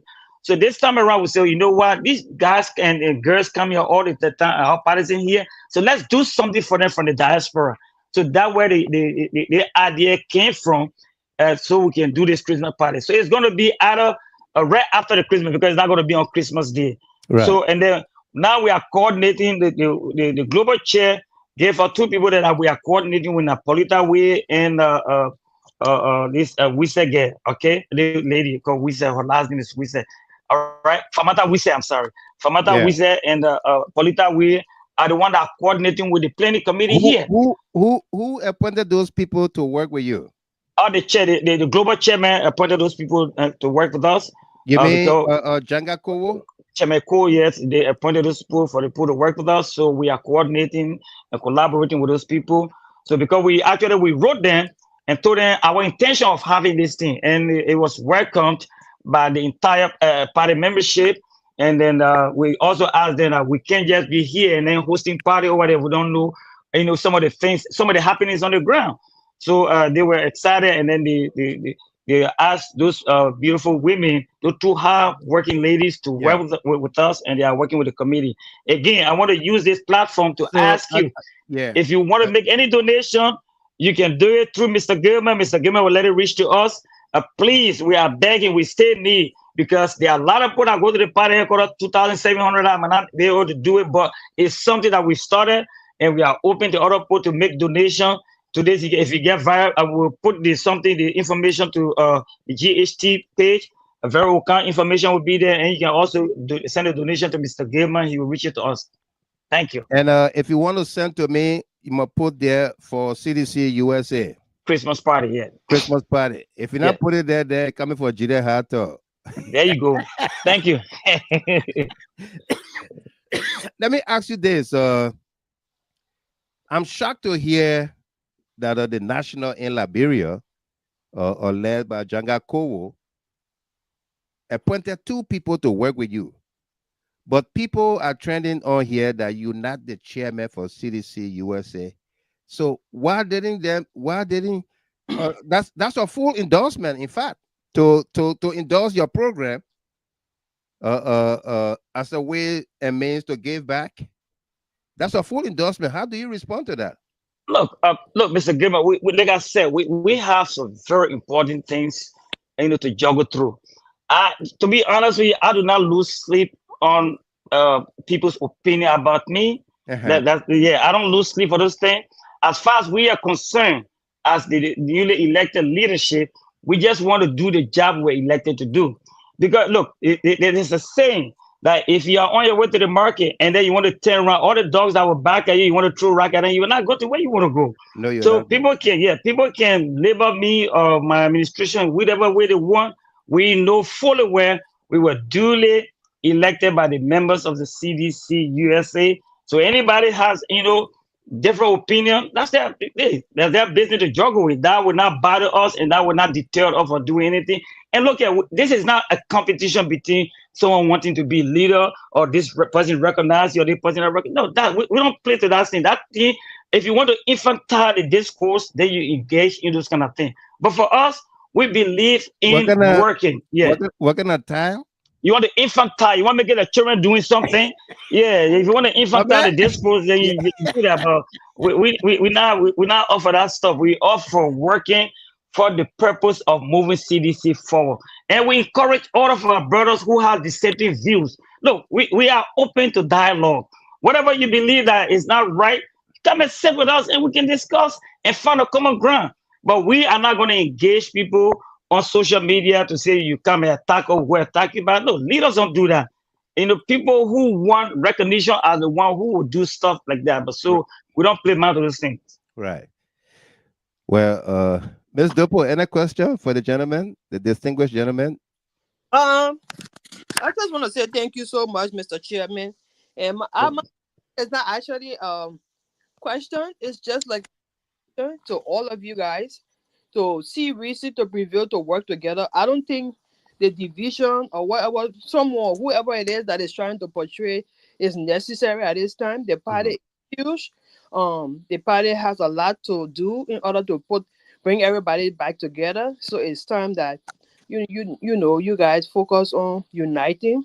You as the chairman, I think you should try to reach out as well to whoever is disenchanted or whatever the case is, for you to have amicable resolution, correct. Work together as a team, because you cannot be divided and be successful. You got to be united. United we stand, divided we fall, like they say. Right. So it's better. I just feel it's wise enough for you guys to reach out to the other people if they are disenchanted, whatever the case is, or go through the chairman for you to resolve it and work together as one body, because we need a united front to. I couldn't agree with you more. I'm telling you, what you just said, and that has been our position. We've said this over and over again. There's no room for division in our ranks, because right now we are in this process of recalibrating. We've said it over and over again. It's becoming like a slogan now. But we got to go beyond just making it a slogan and making it into actuality. So what do I mean by that? Look, if we have differences with one another, we are open. Our administration is open to dialogue. And this is the reason why when the chairman approached or Chairman Jangako approached us, he said, look, there are people who are not happy with the way things are going on. I'm going to set up a team to mediate between you guys. And we welcome the idea of that mediation. You understand? Right. And that is ongoing. We welcome the idea. Any idea that has to bring us together, we more than welcome that. But hey, like I've always said, I've said this a million times. Whatever idea that the people come up with, it has to be in consonant with our rules, because we can't get people all the time, circumventing the rules that govern us Then when let us sit down and harmonize things, and then tomorrow it happens again. No, this time around, let's try to resolve the thing so it can be a repetition of this. Because we've been having this problem here for the past 3-4 administrations. Every time one leader come in, there's something going on. A certain group of people say, okay, we don't like this person leadership. They will try to give those people tough time until they leave leadership. But this time around, we are not going to subscribe to that. We will make everything possible to bring people together. We're not doing it in a hostile manner or in an arrogant manner. We are appealing to our brothers and sisters on the other side, or the few friends who are partisan that are aggrieved or who consider themselves as disenchanted sedition. Please come on board. Whatever your disenchantment or whatever brought about your disenchantment, let's sit and discuss these things and find a common ground. We have a bigger fight. Joseph Boakai is destroying our country. Joseph Boakai's administration is destroying Liberia. The old man does not have that country at heart. All the things that are going on today in Liberia, look at, they're talking about fire base, they have a Christmas, putting on Christmas tree. If you are really concerned about Liberian people, he will be over there, on the forefront. But you wouldn't want whatever photo out. So they must say, yeah, the message now here with Richard Kuhn, with his vice president, just for photo ops. That's what they want to do. So we have, as an opposition, we have a huge fight on our hands. So fighting one another will not help us, put Joseph Boakai where he needs to be. That is to expose into the Liberian people, to expose into the international community, to show that the old man is the #1 violator of the law of our land. Absolutely. Thank you very much, Mr. Chairman, Honorable Chairman YAHAYA TALATA Sharif. Folks, you are listening to the program Liberia First on GHT Talk, and we are in conversation with YAHAYA TALATA Sharif. Again, let me make myself clear here. All of you guys in a friends organization called Reformers, Reforming Your Friendship, we're not taking any calls from you tonight, okay? Because I don't want to entertain any kind of argument here that will go out of proportion. If you want to come on the show, I will host you guys. The platform for everybody, but I'm not going to entertain any of you calls on here tonight. And even after Talata leaves and we open up the phone lines, we still will not entertain your calls. I don't want any of that. All right. This is about CDC USA. Is about inclusiveness. Yep. Yeah. It is not about people with, who are trying to participate in the election, and apparently they never had the numbers to go to the convention in Iowa. Did not make it there, but want to sabotage what happened. Okay, we'll take Emmanuel Zaza. Zaza, hold on. Let me ask the chairman first. On the issue obtaining in our country, the forced removal of the speaker, and now take all the time you want. I'm going to heavily load this question for you.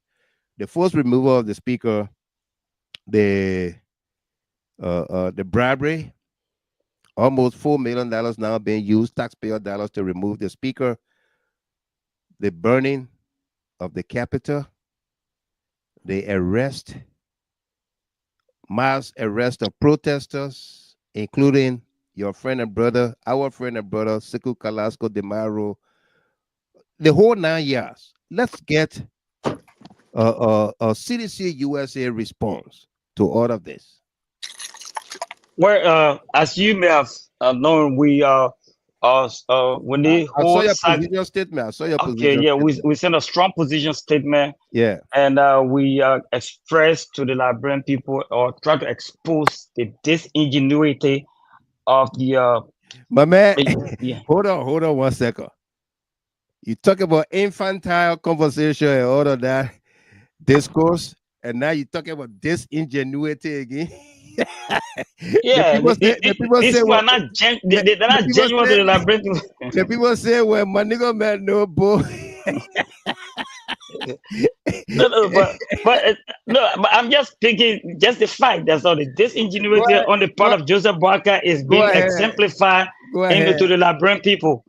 I'll tell you this: the first thing here, and everyone who knows the law, everyone who can read between the lines, know fully well that the action, orchestrated by Joseph Boakai in attempting to remove Speaker Koffa is completely illegal. Not only that it's illegal, it's wicked. Not only that it's wicked, it does not help Liberia. So it's wrong. So that part on the part of that particular thing on the part of the government is wrong. The government knows that. Joseph Boakai knows that. His lawyers know that. Buchiben Keita knows that fully well. All of the people in his government, even the justice minister, they know that. But they will sit and allow Buchiben Keita to write something and give it to the justice minister to go read. So that is wrong. Number two, the corruption thing, that should not surprise anyone. Joseph Boakai, they came there January 22nd. Up to now, their administration is marred by massive corruption. We all know that. So the Liberian people saying what Joseph Boakai is made of, what we told them before the election, they are seeing it now, is being manifested to the Liberian people. So the corruption thing, it does not surprise me because Joseph Boakai, the entire government is a corrupt government. They may were in a corrupt government for 12 years. They may came from there and told us where he was not actively involved in this. Yeah, and Liberian people and people don't pay key attention to these things. The man told you if someone can work for you for 12 years, Mr. Gilman, and you cannot endorse that person after 12 years, that speaks volume. It does. He was the vice president to former president Ellen Johnson for 12 years. When he was running for president, the lady could not endorse him. You know why? Because she knew exactly who he is. She knew that endorsing that man would be completely wrong for our country. She did not endorse him. Now he came now as president. What they did not do in 12 years, all the things that he missed on in 12 years, he want to get it in 1 year time. That's why you see all the craziness going all over the place. To tell you, if you are the chief executor of the law, because they know we got three branches of government. The one there to legislate the government, which is the legislature. The other one there to interpret the law, the Supreme Court. Yeah. And the one that's supposed to enforce the law, the executive. Now, the point when they interpret the law, the executive said no. The way you interpret it, now they usurp in the function of another branch of government. That's not how we want it. No. This is not how we want it. And guess what? Not just one part of the government that usurp in the function, though. They interfering in the judiciary and also in the legislative branch of government. Yeah. So you see, so they're interfering in both. One branch of government try to interfere in the other two branches of government. So that tells you the kind of people we are dealing with. They don't understand, like you just go and sit down and you want to be intellectual, you want to intellectualize the whole thing. They don't understand those things. What they understand is that people standing up, Liberian people coming, civil disobedience. We're not talking about destroying Iraq, but we're talking about complete protest on these things. Go there and tell the people, say, this is not right. Civil disobedience doesn't mean that you go break down people's store. Civil disobedience doesn't mean that you go and start burning down people's homes. But civil disobedience means people say, we're not going to work today. What is being done is not right. And I will right now see, me personally, I will encourage Liberian people to stand up to all of these societal ills that have been obtained in our country under the leadership of Joseph Boakai. That's one. Number two, just less than 24 hours after the burning of the Capitol, the chamber, the joint chamber. Yeah. Then you mentioned in your opening, senators coming to say $1.8 million. Yeah. Please, people look at Liberia, they take off a joke. How did they arrive at that 1.8? 1.8. Who is the expert? Who is the building expert that went there to go and analyze all of the damages done to that building? Structural damage. Yeah, the structural damage that have been done to that building. And then I told them, say, you know what?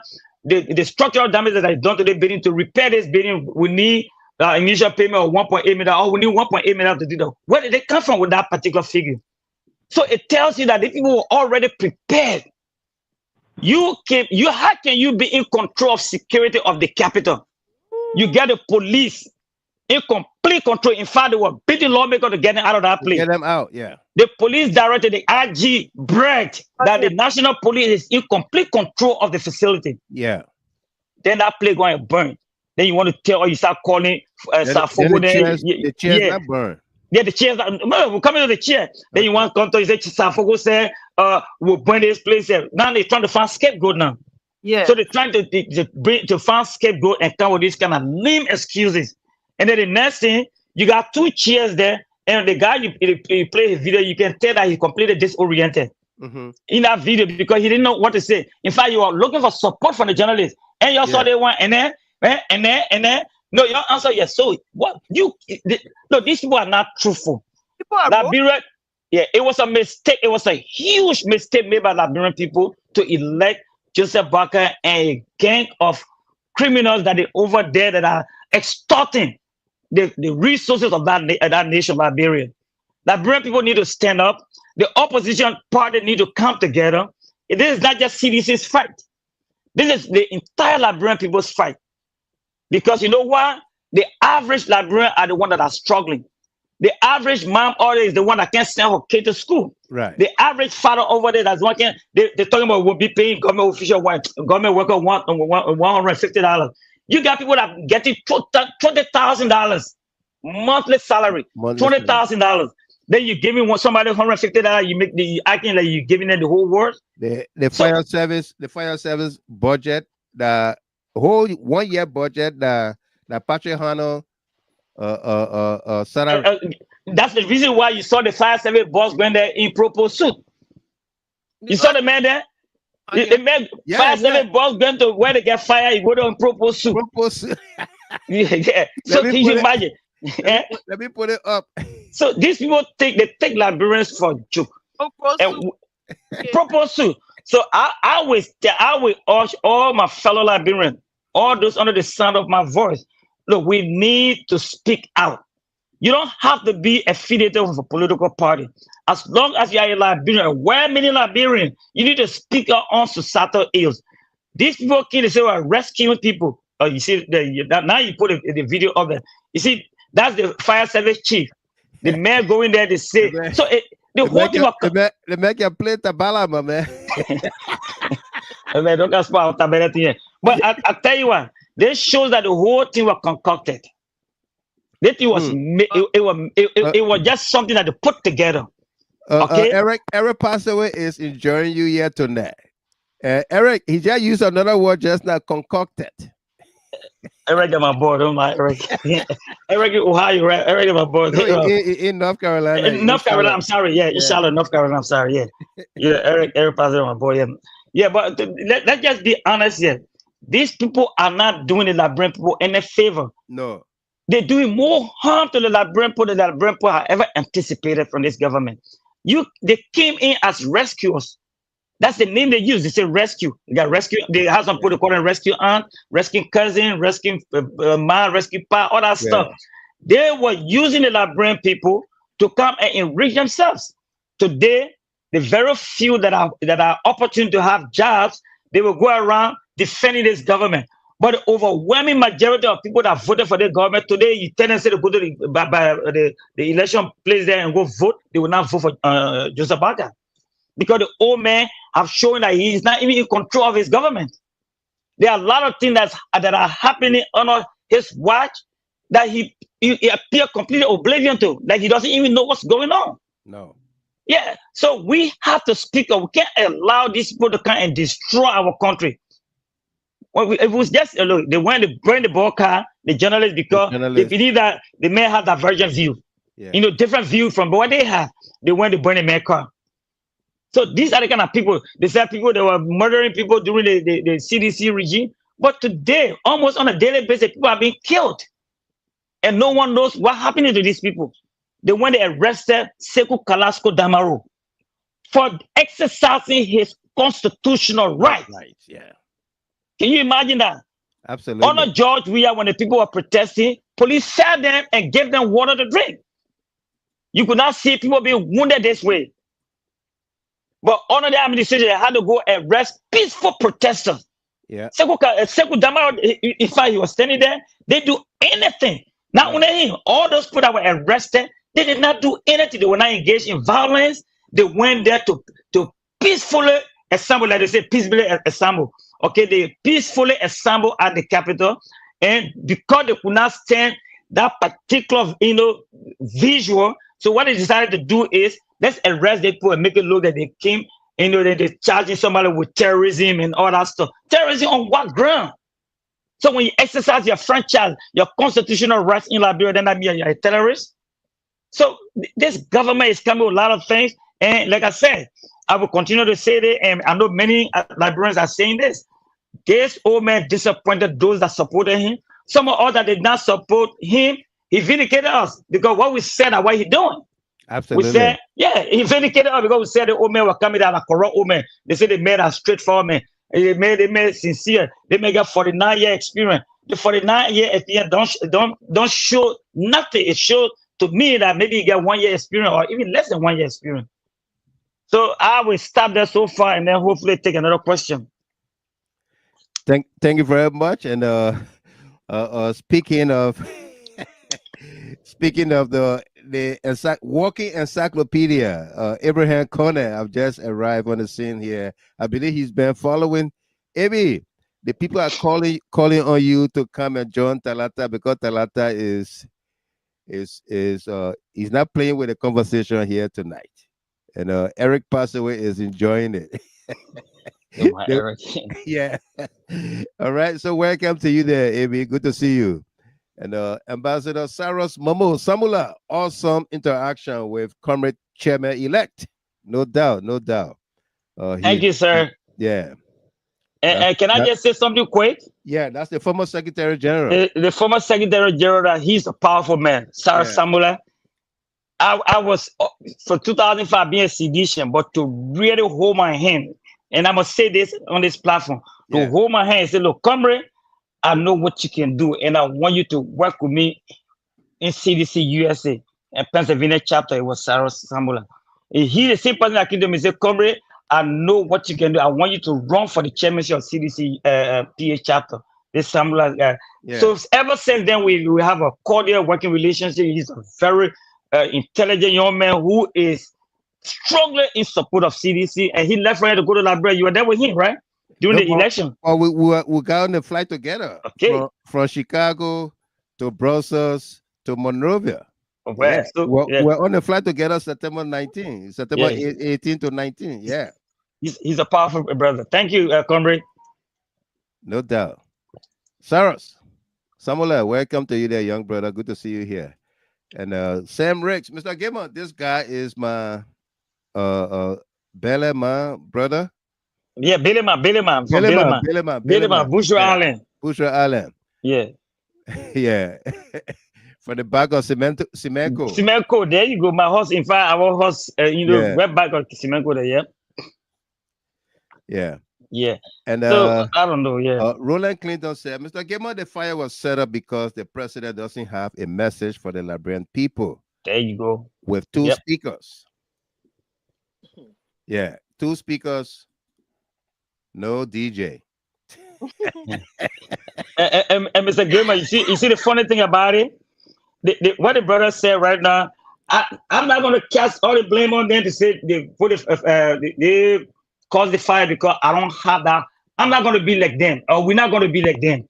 You know, because we don't have the. We want a full investigation. Yeah, we want a full investigation. And if you ask me, I wanted to bring international investigator because these people. We are saying the same thing. We don't have the sophistication. There you go. Okay? And you can't trust these people. Because in the first place, they will not do it. They contaminated the crime scene. There you go. If I thought it is a crime scene, because an accidental fire may not be a crime scene. But they contaminated it with the journalists running in there while the people fighting the fire.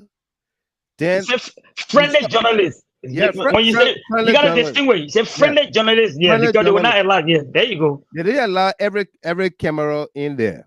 No. And then when Jeremiah Kwan came with his crew, you saw they allowed certain people in.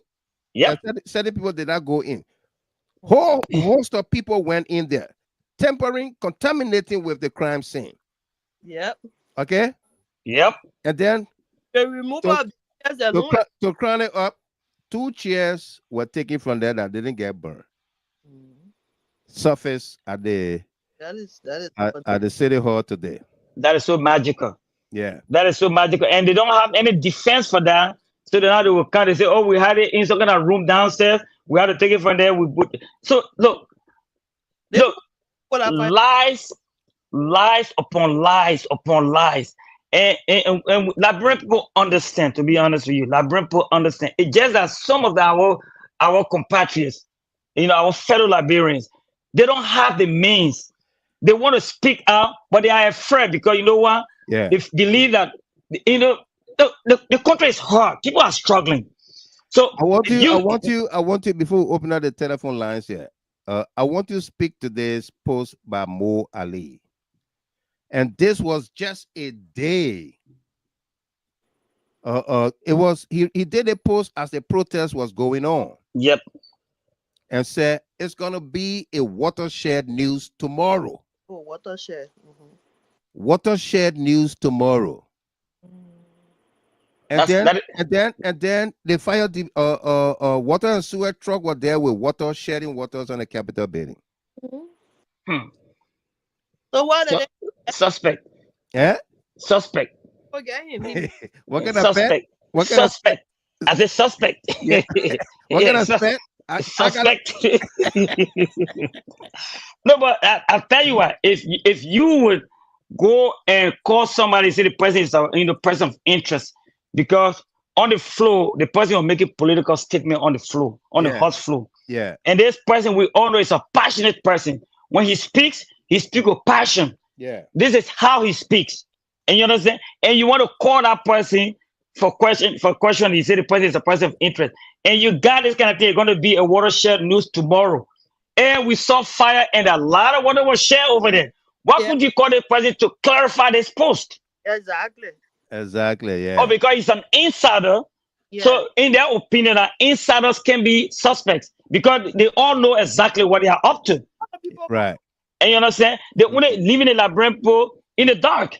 And we are appealing to Liberian people to open their eyes because these people don't make good for us. You might think today, you say, okay, I don't support the CDC. Okay, that's fine. And, we all have our own political orientation. That's fine. You can say, I don't want to support the CDC. That's okay. But I bet you support Liberia and you want the best for our country because that's the one thing we all have in common, Liberia. So if something is going on that is not right for that country, you speak out. Speak out. You speak out. You don't say this, oh no, that's CDC. No, it has nothing to do with CDC, but it has everything to do with our country. Because if we leave our country in these people's hand, the way it's going, prosperity will judge us tomorrow. Because that means we are here alive and able to do things and say things and take some actions that will have some serious consequences in a positive manner now regarding our country, and we refuse to do them. Then forget it. Then what good are we? What different are we from them? Right. Because they are doing the wrong thing. We have to speak out. And I will appeal to everyone. Let us not remain mute. Let us speak. Whatever that is going on that is wrong, speak. If you got Facebook page, put it out there. Whatever medium you think you can get your communication out there, let the people know that the Liberian people are not sleeping. We know exactly what is going on, and it's not going to continue for a long time. No, it's not. It's not going to continue for a long time. No. I give you 1 minute to speak on Joseph Boakai trying to take credit for the Millennium Challenge scorecard, and in fact, he misinformed the Liberian people. He said, "I got a call from Washington D.C. and we have received $500 million for the Millennium Challenge." where the jet told you say, "Oh, you qualify for graduation, but you need to meet up with the graduation requirements." I think you remember during the campaign, former President YAHAYA said Joseph Boakai said, the president, when you're a senator, you were not saying anything. Yeah. And the president said, every time I put my hand, you're sleeping. Yeah. So apparently, information will come in, the old man was dozing off. So he didn't know exactly. So somebody just knocking and said, "Oh, the Millennium Challenge said that we found out we qualify for that." Then he just jumped and started making statement. Look, with the issue of the Millennium Challenge and all that stuff, and the MCC scorecard and Joseph Boakai taking credit. Look, the reason why I don't speak to those things because those are undue credit that he wants to claim. Right. And it's not just the MCC scorecard. It's everything that the past government and did that he wants to claim credit for. The first thing here, look at the wrong point that they wrote to EW Junction there. Okay, that rat circle that the Frenchman will say wrong point. He tried to claim credit for that area. When the president look at the roundabout. the runabout, the runabout, look at the airport. The President Weah went and put beautiful stuff at that airport over there. When the president came, he built a new VIP terminal. VIP terminal, the VIP lounge. VIP lounge, yeah. Yeah, a beautiful one, state of the art. He said he saw it, I think in Zion, somewhere he went, he saw it, and then Gabon, he saw it, he really liked it, and he came and he designed the same thing over there. Right. What the first thing that Joseph Baker did? He stopped it from using it. He stopped the man from using it. He wanted to claim credit for that thing. Yeah. So Joseph Baker has always claimed undue credit. He did another groundbreaking, a second groundbreaking for the 14th military laboratory. Laboratory today he did. I think it was yesterday or today he did that. And that's the only thing. Well, if you remember, President, secure the funding from China. So China, there you go. Yeah. And Mr. Gilman, if you remember, when people were accusing Joseph Baker of being part of the alien government, what did he do? He would disassociate himself from alien when anything has to do with negativity. If there's something negative, he would not be part of it. But anything that is positive, he would say, we did this, and we did this. I was in the forefront. We did this. But when it has to do with anything that is bad, he said, I was a parker. So that tells you the kind of person he is. Claims undue credit, and they disassociate himself from things that when he knew to go wrong to his administration. So the old man, the bottom line here is Joseph Baker is not a good person for that country. His administration is doing more harm to Liberia than good. Thank you very much. Brother Connor have joined us on the phone. And but let's take one or two callers first, then we're gonna bring AB on. Emmanuel Zaza, welcome, young man. How you doing? Thank you, Mr. Gilman. Can you hear me clearly? Loud and clear. Lima Charlie. Yeah, I just want to put in a little joke. I think the chairman and Honorable AB Kroma want to take the crew people from Liberia. You know the crew people on the local. No, we gotta get it. We gotta get a man on a 7 in pen. You know. Anyway. Yeah. Yeah. So thank you so much. This is what I want to say, Mr. Gilman. Yeah. The first thing I want to say about the meeting that was held yesterday with the majority and the minority and the president. Yeah. That was something that was planned. When they first went to the Supreme Court, when Speaker Koffa went to the Supreme Court, when he asked the full bench, they met with them and said, you know what, you just make a decision. If they go back, we'll ask the majority to say, okay, you investigate them, but then they will have to put the investigation off until after the SONA. So, but because that did not work, so the president is saying, "I take siege." The reason he's taking siege, he's not going to resolve the thing until after the SONA. He do it because he don't want people to disturb the SONA. That is the purpose. Because that was something that we heard when they were talking to the Supreme Court. Because the Supreme Court never wanted to hear the case. So it's okay, when you hear the case, what you should do, just leave it in limbo. We will tell the majority, say, you seize the case, you'll go judge the man. Then when they go judge the man, they will keep the man, they will delay until case. Right. That was the plan. But since that didn't work that way, the presidency taking the situation, but watch me. That thing you're going to delay just so that people don't disturb. But the president said, already, got this situation, so you just wait. So that's the first thing I want to say now. The second thing is, I want to apologize to the chairman. I want him to organize a reconciliatory committee that will reach out to the disenchanted. The reason, see, one thing that made politics difficult is that you are forced to get everybody on your side, whether you like it or not, because it takes number to make you legitimate. Absolutely. Without number, You like the case of George Weah. Many people who voted against him, they're regretting now, but because he never had a number at the time, so he's not president. Yeah. Not that he was bad, but he never had a number. So it takes number to get you to survive in politics.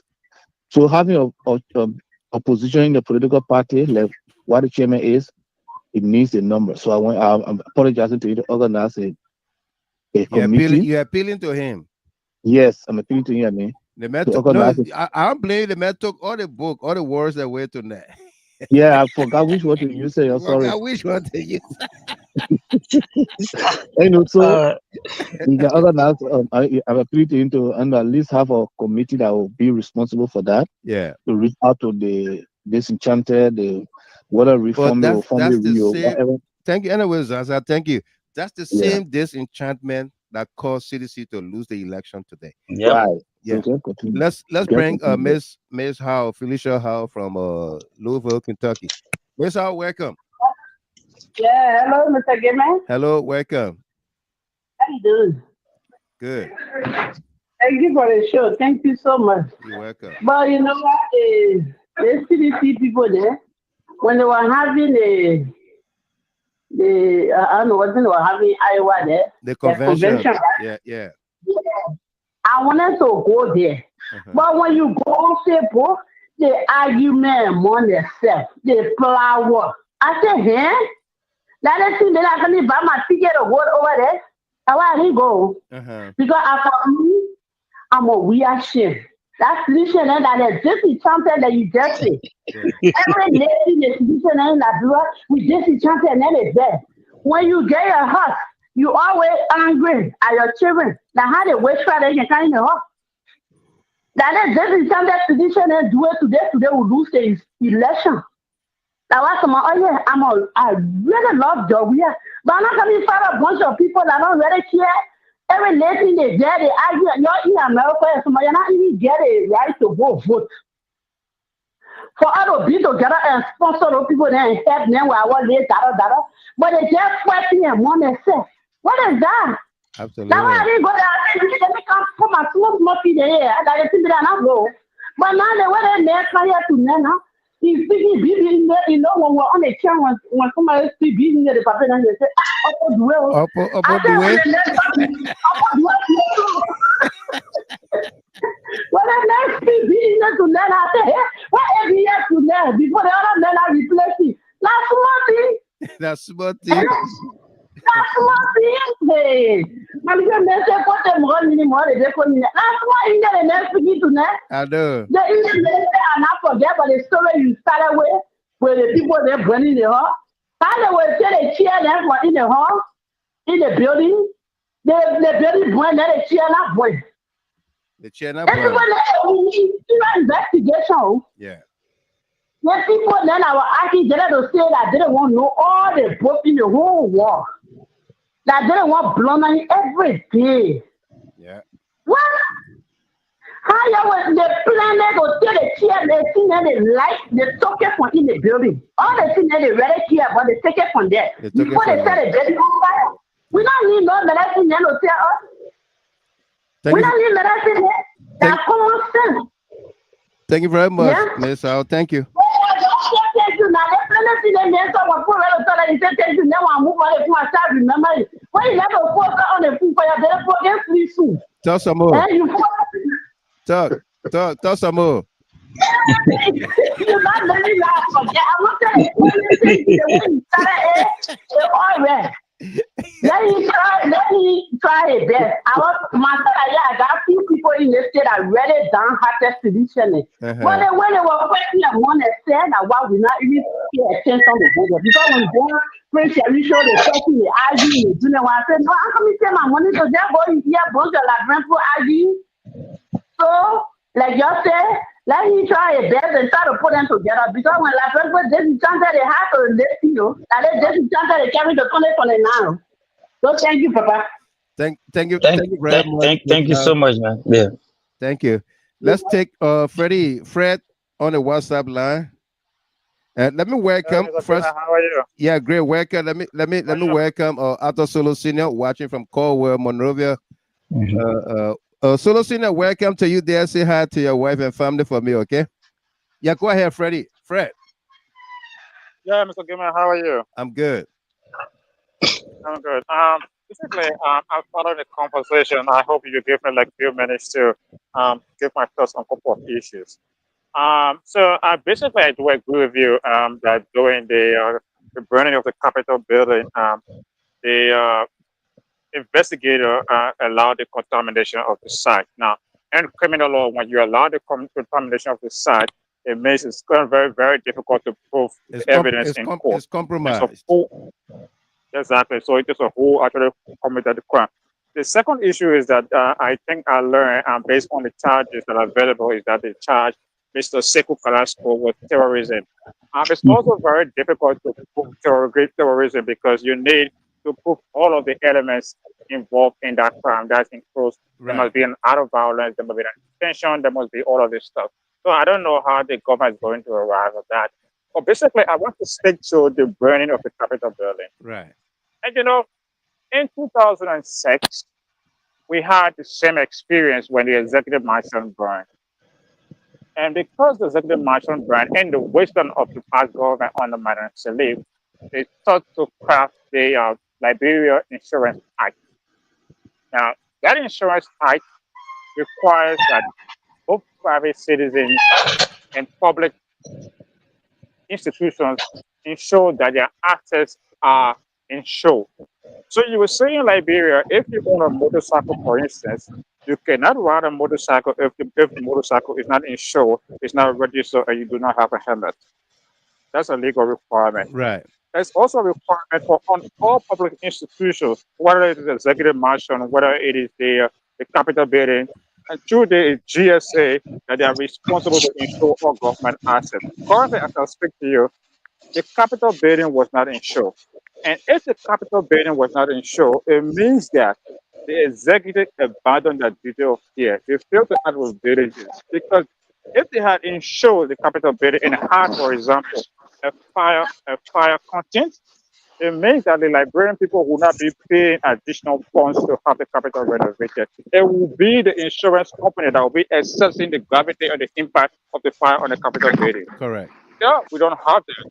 So I think the Liberian people should then go back to the government as a government that all of the lawmakers who neglected their duty, the leadership of the legislature, the executive who neglected their duty to pay the full cost. Because if you own a vehicle and you don't insure your vehicle and the vehicle causes an accident, you pay for the damages. So the leadership of the House of Representatives were responsible who refused to insure the Capitol building should actually pay the Liberians for the damages towards the burning of the Capitol building. So I think that's basically I just wanted to contribute to that. Thank you very much. Absolutely. I don't know whether government buildings are even insured in our country. You know, they don't. And even if you ask a question, for example, the land that the Capitol building is on, right? It's a piece of land. Who owns the land? Where's the deed for that? No one has that. Yeah. No one has that. That's an issue. These are the basic systemic issues that we should address. If we don't address these issues, we cannot go forward as a government, as a people. We cannot progress. Right. Right.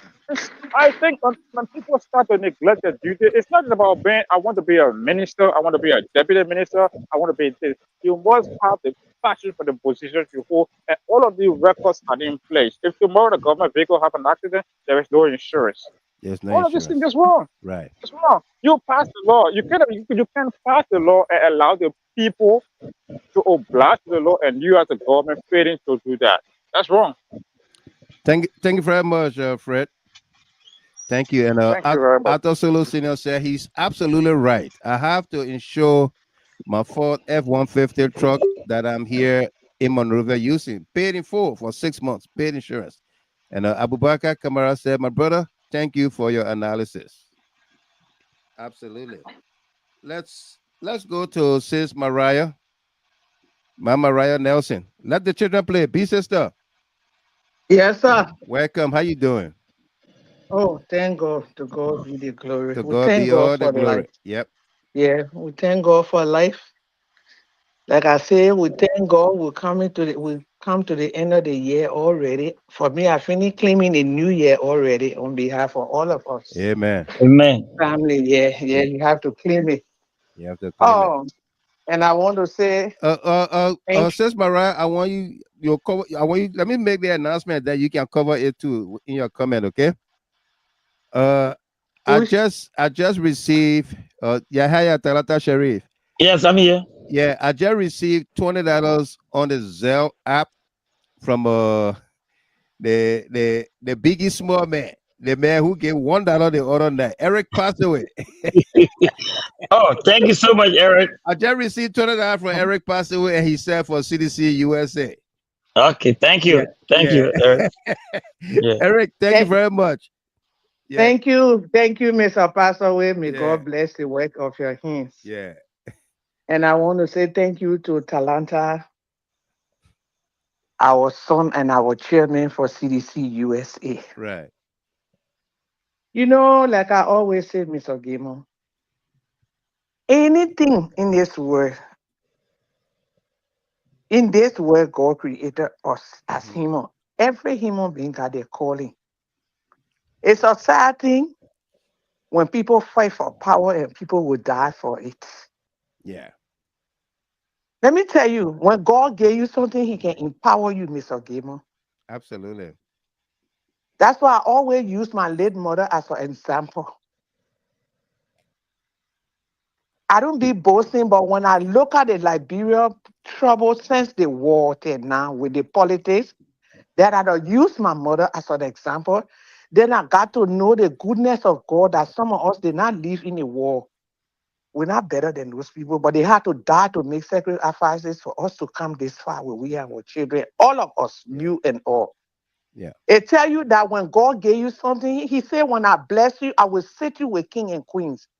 And he said, when I bless you, I will empower you. Anything that God bless you, where he can empower you, if that's your calling. If that's not your calling, Mr. Gamer, you will suffer people for nothing.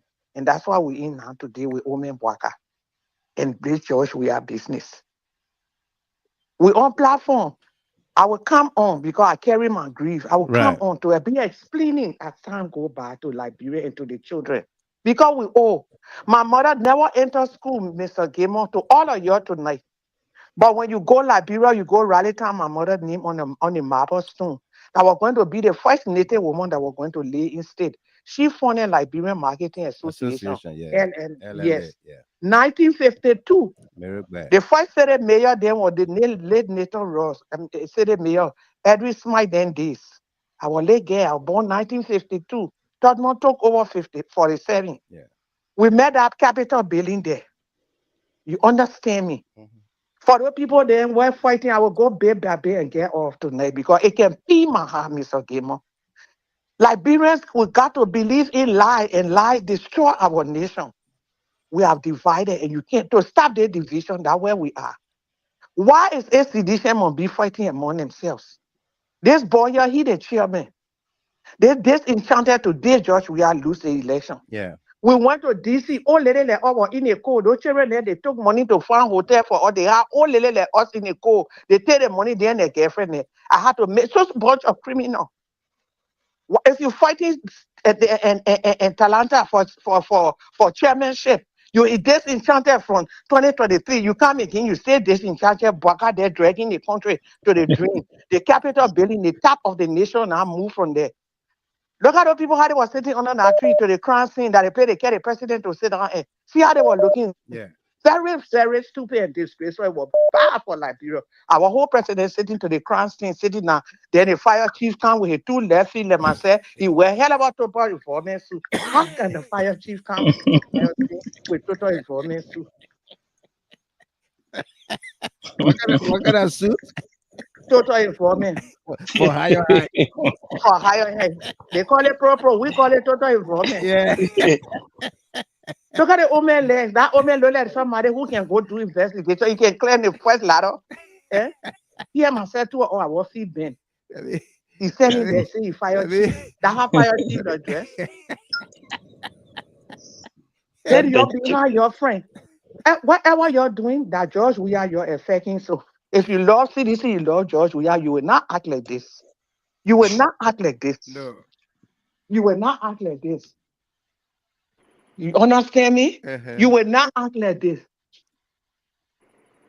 You love George Weah. You keep on dividing disenchanted. Then you disenchanted with George Weah. Eh? The board take over for us to come together. The children to the party headquarters there. They can't eat. Yeah, then they beating and jailing them. Christmas coming, time and they George Weah in West will be dividing toys and food for the children. Eh? No food, nothing. For us to come together and raise less something, we don't pay our $100 already. We on the committee. Me, I'm not looking for power. I get my to reflecting and sending a say that my root. You understand me? Mm-hmm. Then you come with disenchantment. Eh? What is this? Eh? You're embarrassing and hiding there one man. All of you betraying it, man. Yeah. They Absolutely. play, they go have meeting, they go sit down there, man, Boakai, they're struggling to shake hand, Kunga, hand in their chest. They let it, man, but everything the man do, they don't do it. When you start buying down to people with hand in their chest. Oh my. This means a celebrity, he's going, he got great on you. How they play was looking, that play look like a bunch of town chiefs then go sit down in the middle of the town to go to a woman case. See how they were sitting there with Boakai. That they play to go care president to sit down, they play the belly boy, that they play, they say they're sitting down, they go have meeting, they sit down. Yeah. They expose the president. You talking about salary, but you tell the president you get into the play, what they boy the capital belly. Why is somebody can't and do something to him? That these kind of people must waste their time. All of us in America, we ain't learn nothing yet. Every day, disenchanted. If your friend is a chairman, your young people, that your time to come together. Let we come together. And as I learn, let me give you the information. I put my face on it. I'm speaking your language tonight. Yeah. We learn that someone there working with Moluba Molu and Tamon Faladen. They try to scatter CDC someone there in America here. Yeah. That is what I'm telling you tonight. That's true. You take it or you leave it. That one that's true. Reverend Mother, that's true. I learned someone then. That's why we're on daily and Monday. I will not call me.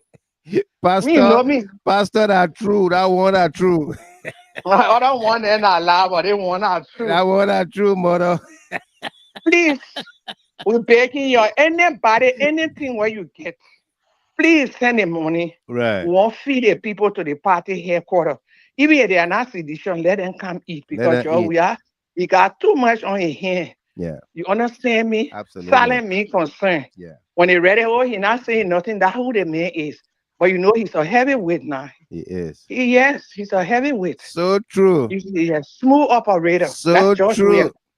Yeah, yeah. Please, we're begging you join us to feel the people Christmas. When the children to come, all the people living there, they got babies, they got children, family in the headquarters. So they can carry a little popcorn, eat their cornbread, a little jollof rice, and drink their juice. You got $5, $10, $50. You lost CDC, come on board. Forget about being disenchanted. It will not help you. No. You will be humbling Joshua. You are making feedback. If you love CDC, put everything aside. Let's bargain, be bargain. Amen. Let us move and pray for long life for 2029. Amen. Oh man, Boakai don't mean well for the country. The men are criminal. They finish boiling their belly. They carry the chair and hide everything. They boil their belly.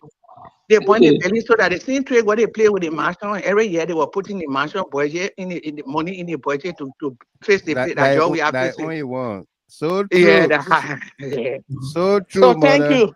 I'll stop there. Thank you, man. Let the children play. I don't get duplicate. No. Only one. Only one, yeah. Thank you very much, Omar. Let's come back to the regular line here. Dorothy, there's you, and our last caller will be Rebecca Sion. Then we'll go to AB Connect. Dorothy, there's you. Welcome. Hey, Mr. Jimmer, how you doing? Good. Good evening, good night, everything. Yeah. The last guy, I was just listening to the program and stuff today. I didn't want to make a call. But the guy that left before my Mariah came on, talking about some insurance. That's what I came on. Uh-huh. Which insurance is he talking about? Huh? Which insurance is he talking about? Insurance, like you get insurance on your house? On your car? Property insurance. Yes, you got insurance on whatsoever in Liberia. Do insurance, the insurance in Liberia, do it look like a Liberia insurance? They're supposed to have it. Yes, you pay for it, but you don't get it. Okay? Hold on 1 second. Hold on 1 second. Hey, hold on 1 second, Dorothy, please. Folks, me and Prince Sherry, we don't have any issue. All right, I don't have any issue with a young man. So don't come here and say Prince Sherry saying XYZ on his show about you. And I'm not saying anything about him here. Let him continue to do what he's doing over there. I'm not disgruntled. Okay? Yeah. So he can go ahead, but don't bring any information here. Say Prince Sherry talking about you over there. I don't care what he says or he doesn't say. He wanted to come here, and I said I'm not going to entertain them. While TALATA, the chairman, CDC USA, is here. If they want to come here, they can come here later on. Okay? Because you did that because of argument's sake. Yeah. You can have somebody that you invite on your platform. Go ahead. Come on, then the person be accurate on your platform. And you can bring them one by one. And then it's gone, and the man gone. Forget about that topic there, Dorothy. Go ahead with your concern. Let me move But on. I will come there. I will come there. So Yeah. I will come there later. So I'm trying to say, what kind of insurance they're talking about and stuff and things.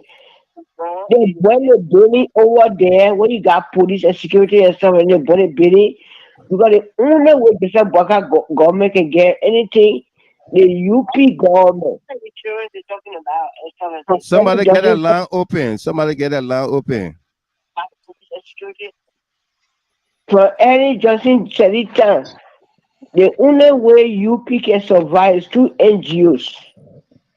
And the good government they have. Yeah. Once there's no NGO, they'll try to provide something that will make them to get free money. Yeah, they built that budget they for yesterday already finished calculating how much supposed to build the building. What pay? I know, right? Who went there and determined how much of the building? Why the person didn't do it doing every time for the executive marshal? These people are criminals. But let me get to the presume for the something that you got on the show. Yeah, I come and send my money to Mr. Gima will be $75. Thank you so much. Thank you so much, man. Thank you. Yeah. I wanted to buy bag of rice. Like I did during the COVID-19, I bought 200 bag of rice and share it. But with the nonsense government are in power, I don't buy no damn rice. Excuse me for my French. I'm not. I did it during the COVID-19 in a weird administration. And my son that bakery, oh man, will know where we'll go share it. I'm not buying nothing. I'll give you Christmas money, I'll give other people Christmas money, but I'm not buying anything in this government to share with anybody. Thank you. You got Nebuchadnezzar Lauren on her Facebook page, 200 people that will follow me and this, that. Are you killing me? I'm saying, why you brought the government to power so people can worship you before you give them something? Right. Thank you, Dorothy. No, I'm not done yet. I'm going to preach. Prince Sherry, my brother. I've been seeing all the things you've been sending to me, forwarding to me and stuff like that. I one person, when I for this person and the person I for. I don't break my tongue. I don't break my fingernails for free. We all have to stand together to support whosoever is elected. 2023, you guys are disenchanted because you had that lady in Minnesota was a president. And today we got somebody else and you guys are disenchanted. We cannot do this. We have to be together. The enemies are watching all here in the United States to see how enchanted we're going to be that how they're going to penetrate in the election. We have to come together and push the party forward. We need to stop the disenchanted business. Thank you very much, Dorothy. Thank you, Mr. We're running out of time. Yeah, we're going 3 hours. It's going to be 2.5 hours. Thank you. I'm saying it right now. Yeah, Rebecca, see you. Yeah, Mr. Goma. Yeah, welcome. Thank you, Baba. Thank you for the show. Good evening, everybody. Good evening, Rebecca. I just called in to give a little point. You know, Mr. Jimmy, my own frustrated by the whole thing that's going on in our country, right? Yeah. Because these people, for me, I don't call we who lost the election, I don't call us opposition. We are not opposition. They are the opposition. I know, right? They behave like one. You understand me? And also we who on their side here, right? Those that supporting the government, that know that when fire, even with the smoke and thing in your apartment when you come on, and that thing they allow start telling everybody you will run outside. When police come, they don't even want anybody to be around there. The police and the fire service. You understand me? Yeah. But they all ran into that crime scene. But with Spoon, Mr. Gomez, it's not strange. No. They had a good day from he was finding all the dead bodies.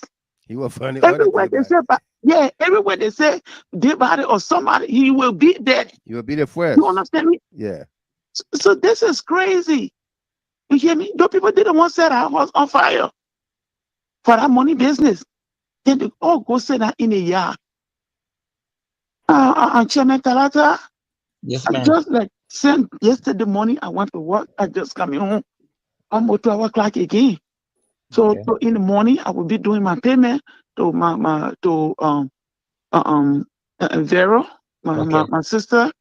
Okay. So let me say something. We just gotta be strong because the Omafini nearing the nail set on the hitting the head on the nail because that's what the people are doing. No, hitting the nail on the head. On the head, Mr. Jimmy. What kind of this? Yeah, what kind of this? Yeah. And some of us, like you said, God, thank you. We were born the last day of the year, last minute, last second. So nothing can move us. So they can go on their show and say anything they want to say about you. We are strong. The only thing we just need to come together to see how we can push the country. Because like the president said, we were in the new era, and then they see this enchantment and it throw us back. It did. People will not get no contract anywhere, Mr. Gomes. No. So that only NGO they're depending on. An NGO coming, somebody got to die. And nobody want to die. No. So we're just playing along. Thank you for the show. Thank you very much. Let me announce a few donations that came in for the CDC USA Christmas program here. On the Cash App, I got $50 from Sam Riggs.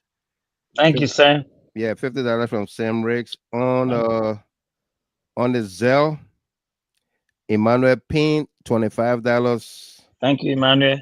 And Eric passed away $20. So total $95 right now. Oh, if Dorothy send hers, I will total it and send that to you guys. No problem. Our last caller, our very last caller, and that will be it. Our very last caller here will be from Australia, Mas SP Pelu, and then we're gonna go to AB Connect. Yeah, Mr. Gamer, hello and hello to our listeners, and thank you so much for the show. Well, I just wanted to say, when Manugo man land book, I swear, and that's small thing. My brother Yaya we say, so I'll call my brother AB to kind of listen to it anyway. Absolutely. I think where is AB? Where AB come? You know. But anyway, all this is a joke, and it's nice that we have somebody who can speak up for us.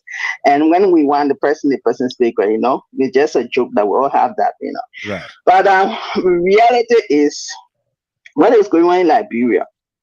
How did that chair move? Did the chair get legs to fly from that house? On a pickup truck? Yeah. But how he left the room to get outside that the fire did not touch it. Yeah. That whole building, the place the fire touched is gutted. It's completely down.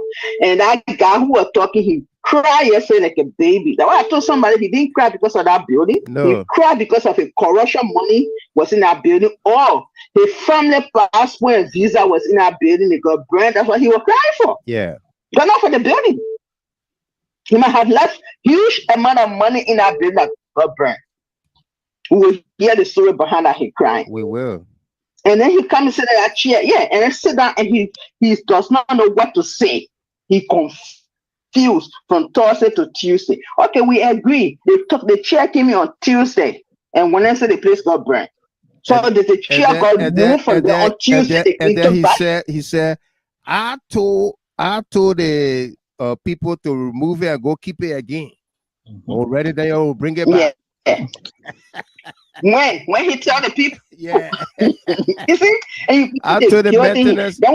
He said he told the maintenance people to remove the chairs. Yeah. Then we have Lee Tyler, Eric Passaway, who have lived in America with a lot of experience and they be on this show from day one, trying to defend their kind of cheap lies and propagandas against the Liberian people. For once, why can't they put their party sentiment away and agree that Liberia is Liberia? We're all fighting for Liberia. And when the wrong thing happens, we talk about it. If Safoko talk on about burning down section, not building, I can see Tyler running up and down here, running that. The lawmaker said this and lawmaker said that. How insensitive this guy can be. Seriously. Yep. Seriously, Mr. Gamer. It's sad that and that this is going, and like with the CDC America, we beg you guys, we beg you. Yeah. Yes, ma'am. Small of them and go to you. No problem. Ijo.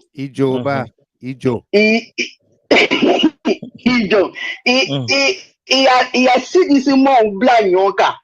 America ikuma ofe. Nkalo aba for selifu, ikalo selifu e mo mi de. Aba for selifu ko masa ale ile. Masa aba for masa ile. Iya masa hanki blind yona, imo blind. Nyamba ikuma ofe, mo be na mo ke kedini. We look at 2020 now, my brother. Talk to them. Please talk to them. Bring them. If they don't want to listen, try and bring them closer. And then convince them. Let's look at 2020 now. Yeah. Thank you very much, Mas. And YAHAYA. Yes, ma'am. CDC, Imai or Ikai? Kain. Yes, CDC mine. CDC Kain. Iya masa ya kuta ikuna yu kuma ufe. Ijo. Ya kadi inshallah. CDC Kain. Mr. Gamer, CDC Kain. CDC Kain. Okay, great. Okay, Mr. Gamer, thank you so much for the time. I appreciate everything. Everybody, and that's it. And we continue to praise God for you on the show. Bring all the good news. Thank you very much, man. Yeah. Thank you. And YAHAYA. Yeah. Hey, you just said CDC USA is good. Yeah, we're good. Okay, so directed this, you said $75 to make it good. Oh, thank you, Doug. Thank you so much. We're good. Yeah. Thank you. Thank you so much. Yeah. We get in there. Yeah. We get in there. Ebi Connor, welcome. How you doing? Let me speak to my young brother there from Ban Sakla PA morning. Ellis Kolu, I beg you, my man. I didn't I call you several times to join you on the line, but you did not pick up. And then when I call you, then you call back. I text you, say I'm calling you right back. I'll call you, you didn't pick up. But the show not finishing one day, my man. We'll be back here Sunday. Sunday we're gonna have a special edition. It's gonna be earlier than tonight. Okay? And you'll have your say. You know I let to hear from you, my man. I beg you, don't do that to me. Ebi, welcome. Let's hear you. Yeah, my brother. I know it's kind of morning already. CDC, Akai. Ebi. Yeah. Leave my uncle alone. Ebi, that my uncle. Leave my uncle alone. Let me say good morning to you, my brother, and right. TALATA, good morning. Good morning, Uncle. Thanks for the time, man. Thanks for the time, man. I mean, we gotta be resolute. We gotta be steadfast on issues. Again, let me say thanks to all of the followers, the callers, and everybody. Right. For staying up this late. And it says a lot. Yeah. Indeed, it says a lot about how resolved people are and how committed Liberians are to the common denominator, which is Liberia. Right. Yep. Yes. One thing, if you can't stand for a cause, then you're going to fall for everything. You fall for everything. Yep. Yeah. And I don't think this is a time for such. No, not at all. You guys have touched on a lot of things, troubling things that are affecting our beloved country. And until those things are spoken about, people would never realize what the damage they are causing to our country. Mm-hmm. The culture of impunity have engulfed our country, and people are doing it willy-nilly. Until they are here, they are doing it willy-nilly. Until they are here accountable, they would never realize that they are causing a lot of damage to our country. There are a lot of things that I'm 80-something years old. The guy will not say 80 years old. Right. I don't think he know his actual age. Like somebody was on another platform, he said a man from Boido in Sierra Leone. I think those are the kind of behaviors. Uh-huh. If you cannot be a father, an elder statesman, to understand the intricacy of leadership and to lead people, you're going to falter every time. You're going to falter in the final analysis, especially at the hem of this. The country, it's a country that's going to suffer.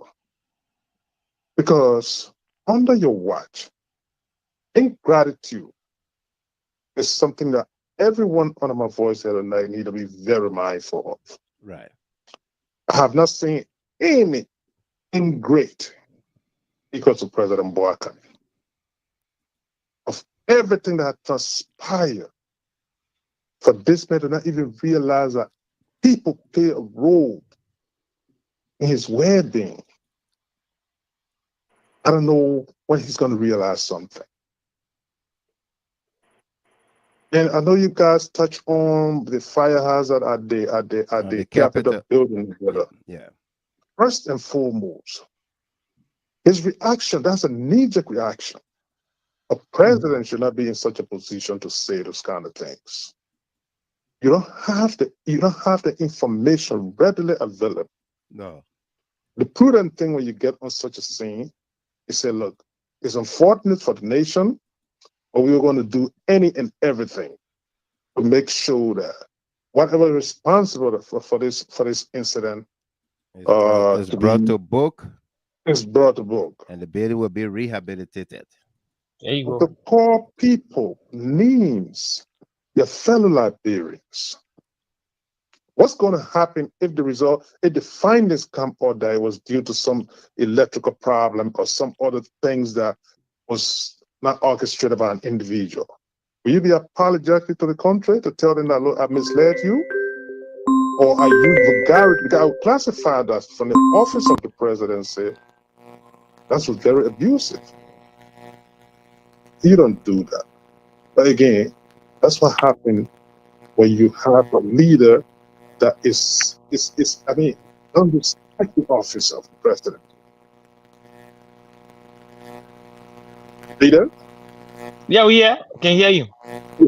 Yes, to the point again. You have a right in holding individuals, incarcerating them, and formulating crimes against them. Do you know what it means to to put the charge of terrorism on an individual. And when you fight the police the day of the event, that could not even present one evidence to show that this person was in possession of terroristic materials. And now, after war, you put a charge on them, incarcerate them. President Boakai, this was the same man that used to take food to your house. This is the same person that gave you the 2 cars that you're using up to the time you became president. Where is your moral compunction? Right? If you're going to come over and then incarcerate them, and then put such a level, such a charge on the person, when in fact they were not even at the same or the event you're talking about. Right. And for all indications, Seko's utterances, they have not come out to dispute what he stated after his release yesterday. Yeah. But indeed, at the police station, I was seated and the guy came, started to kick the chairs on me and telling me using threatening remarks. Gregory Como and his police authority have not come out to dispute such. I can tell them this. The security of Seko is in their hands. Absolutely. Because if the person states something and you say they are inaccurate, then you must be in a position to dispute what is stated. That their silence is deafening.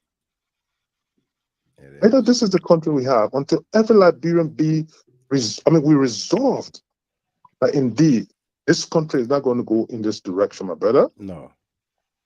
You got to be resolute about it. This is no child's play. Not at all.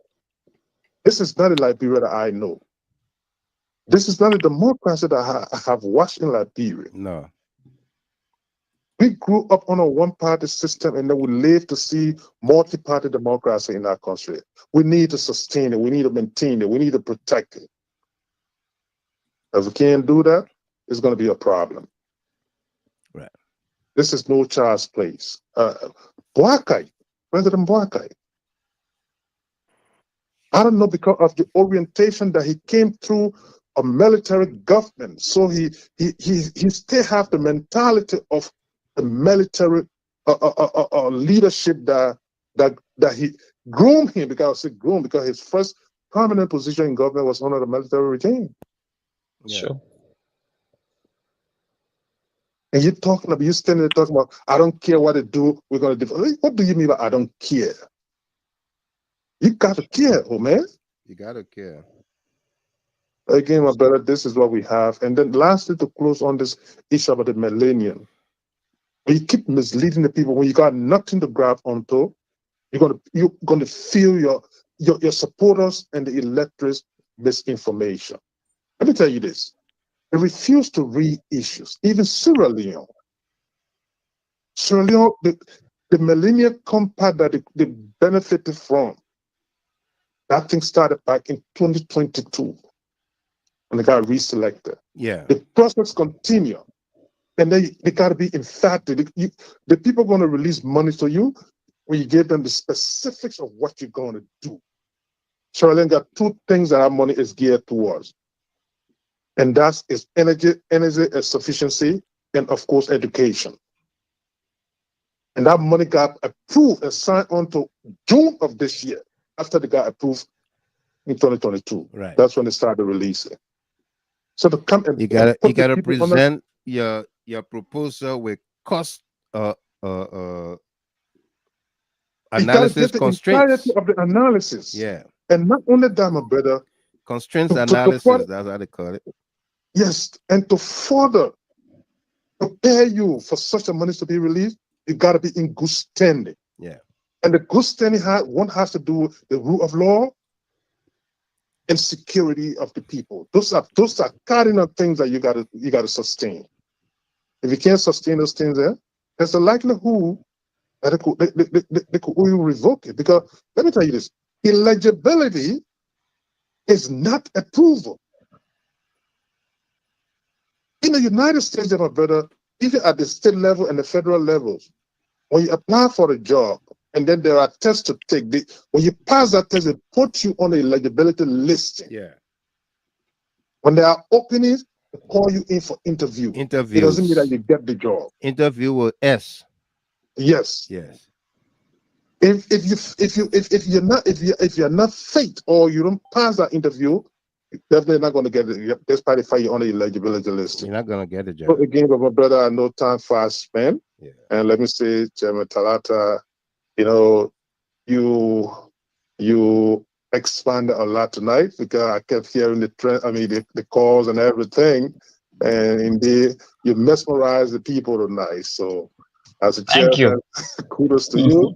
And Thank you. I just want you to use your good office to see how best there can be some sense of reconciliation and some sense of unity within the diaspora. It is a big shoes that you have put your feet in.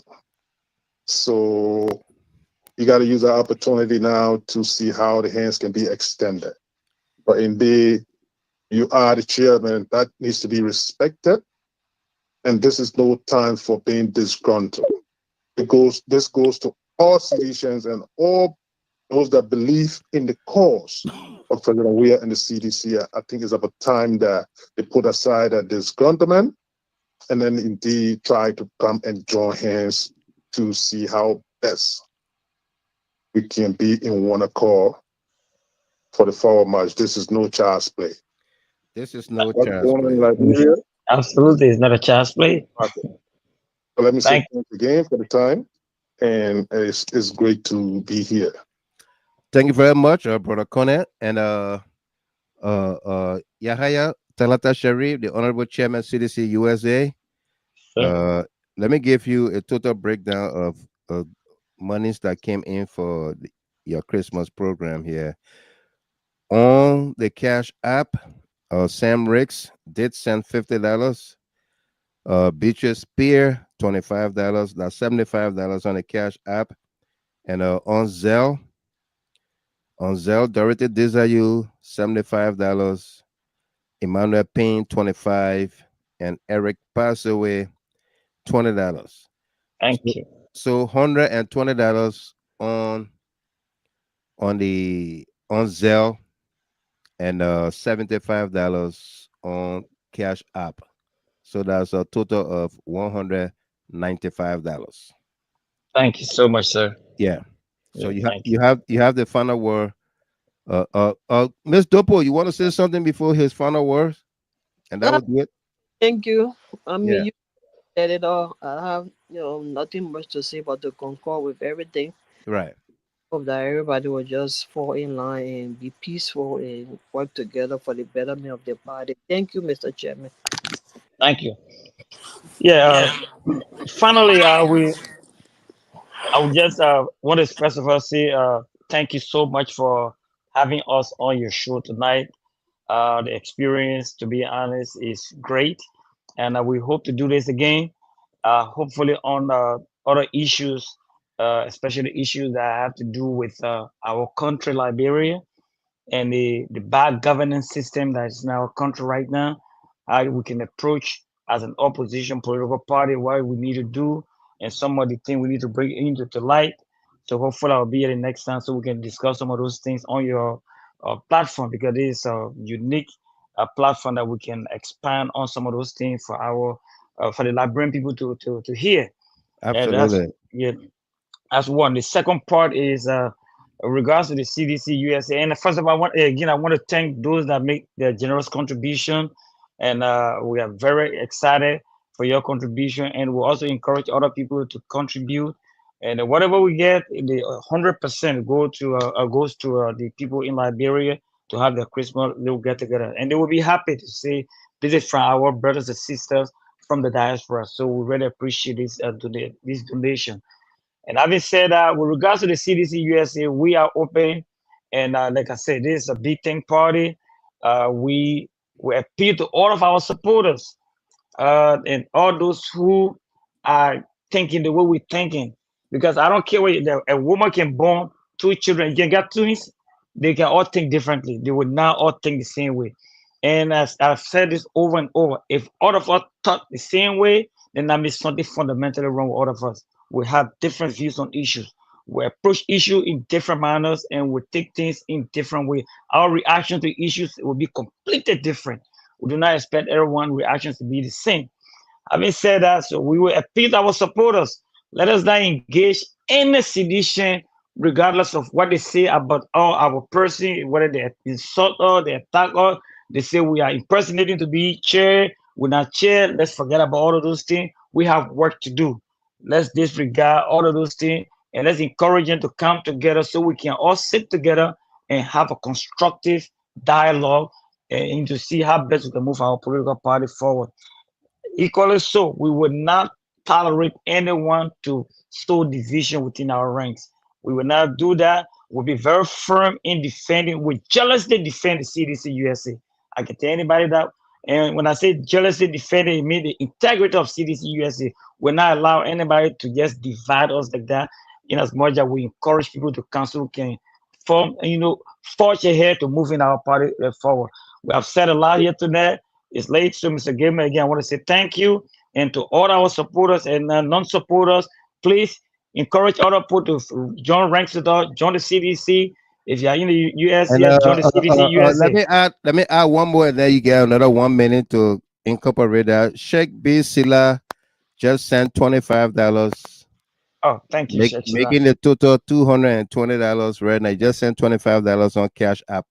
Thank you, Sheikh. Thank you so much. I really appreciate it. And everyone that's contributing, we appreciate you so much. And those who are not in the position to contribute right now, we encourage you, if you are in the position, maybe tomorrow or the day after, you can do so. And you can be rest assured that your money will be used for the intended purpose, because we'll make sure the financial report, whatever the money used for, you see the report there. And just quickly, I just had a discussion with those that are responsible for they had a huge meeting this morning in Monrovia. I think it was around 6:30 when they called me on video, and they had a huge meeting at the CDC party headquarters in the conference room regarding this thing. So they take it to be a big deal. So we here too, because coming from your brother in the diaspora, they really appreciate it over there, your brothers and sisters in the diaspora. So we appeal to all of us that have not contributed yet to please do that, so these people can have a real pleasant Christmas, especially those downtrodden people. We say CDC is a grassroots political party. There are a bunch of those people over there, Christmas time or right after Christmas, they don't have anything. So if we do this for them, I think they will really, really highly appreciate it. This is just the first that we'll try to make an annual event, and we'll coordinate with the CLN and Mr. Gamer GHT. We'll coordinate with a lot of friendly institutions and organizations and networks, so we can make the thing a big thing, in years coming. So again, Mr. Gamer, I want to say thank you, and thanks for your support to President YAHAYA and to the CDC. I want to use the occasion to thank you. Thank you. No doubt. Thank you very much there. Let me join you to thank all of you that sent your donations into the CDC USA tonight. You didn't do it because of TALATA, but you did it out of love for your country, the party, CDC, and the people of Liberia, especially knowing that 100% of what you send here tonight is going to go to Liberia. It is not, somebody was trending earlier on that CDC is broke. No. Even the Donald Trumps of the world, they still get money. They still do fundraisers. They still do fundraisers. He a billionaire. But they fundraising. But they still do fundraising. Because one person cannot do it all. Okay? So the little we can put together can make a whole for a big project. I hope we can all have that mindset. In the same token, like I always stated here, everybody cannot give at the same time. And so those people who will give will cover some of those people who can give at that time. But that does not also negate the fact that we all should be able and willing to give at a certain point in time. Whatever you can do, all right, to make it work, to make it happen, be a part of the whole. And that's what we want to say to all of us here tonight. I'd like to say thank you. We are going to be having a special edition on Sunday. Sunday, I'm trying to work on the time. It's the Christmas weekend, and allows many shoppings and what have you, all of those things taking place. And thankfully, there will be no work for a little good time. Yeah. So, but it's the Christmas weekend, and we're gonna do a show on Sunday, maybe 3 o'clock or 4 o'clock, but earlier than tonight. Okay. Again, I'd like to thank you all, Mr. Chairman. Thank you very much. Thank you, sir. You're welcome. Okay. And I'll catch you on the rebound. Okay. Yeah, sure. All right. Have a good night. You too. Good night. Good night. Good night. Good night. And thanks to Sarah Dopo and AB, all of our callers in here tonight. Those of you that trended with us, that distributed the video, thank you very much for being there. Let's continue to keep hope alive. Okay. Let me remind all of us again. Speaker Koffa is not going to resign. Okay? There is nothing like that in his vocabulary, in his thought process. Nothing like that is going to happen. All right? And Joseph Boakai knows, Jeremiah Kuhn knows, Richard Kuhn knows, or you can just say Richard Koga. That means the whole majority black or the renegade lawmakers. Right, Abby? All the cool know about it. Yeah, all of them know about it. Just say Richard Koga. Richard.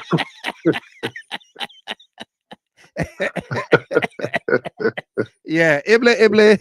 And, Ible. All know about it. They all know about it. Yeah. So let's keep hope alive. You can rest assured that this is coming from.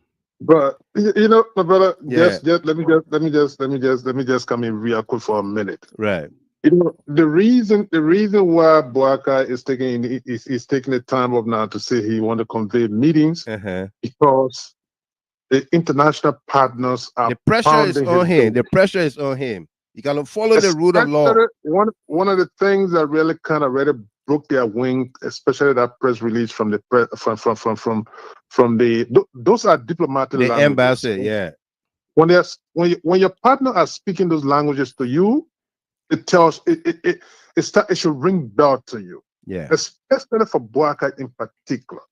Being around the corridor of public office this long, when you get in diplomatic languages like that coming, telling you one thing over and over, meeting your opponent and commending them for being peace ambassadors, it should say a lot to you that indeed your credibility is dwindling so fast. Right. That's the reason why he's trying to see how he can reconcile. He's telling people they must go have white ballot. Yeah. We're not even going to have a purple ballot. What kind of what? You're not going to have a what? A purple ballot? No, we're not going to have that. No purple ballot, no blue ballot. Nothing. No green ballot. The only ballot we're going to have is in the chambers of the House of Representatives, right? Presided over by Jonathan Fonati Koffa. Present a resolution, and then he'll recuse himself, right? And then proceed from there. And otherwise, you got nothing. You got nothing from that block. They're not going to. Absolutely. They're not going to buckle. No, they're not. Well, thank you very much. Elizabeth Dia just sent another $20 for the CDC USA. Thank you very much. That tells you that the people are listening and they are following through. All right, so that does it for us here, folks. So thank you very much.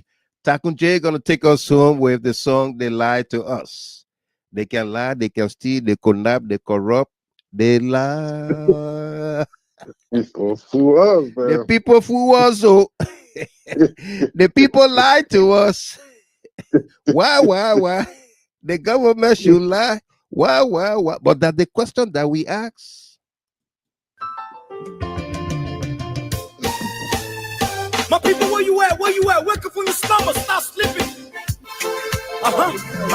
Whip your hands. Come on. I know you're sleeping now. You gotta wake up some more, yeah? Okay, let's go.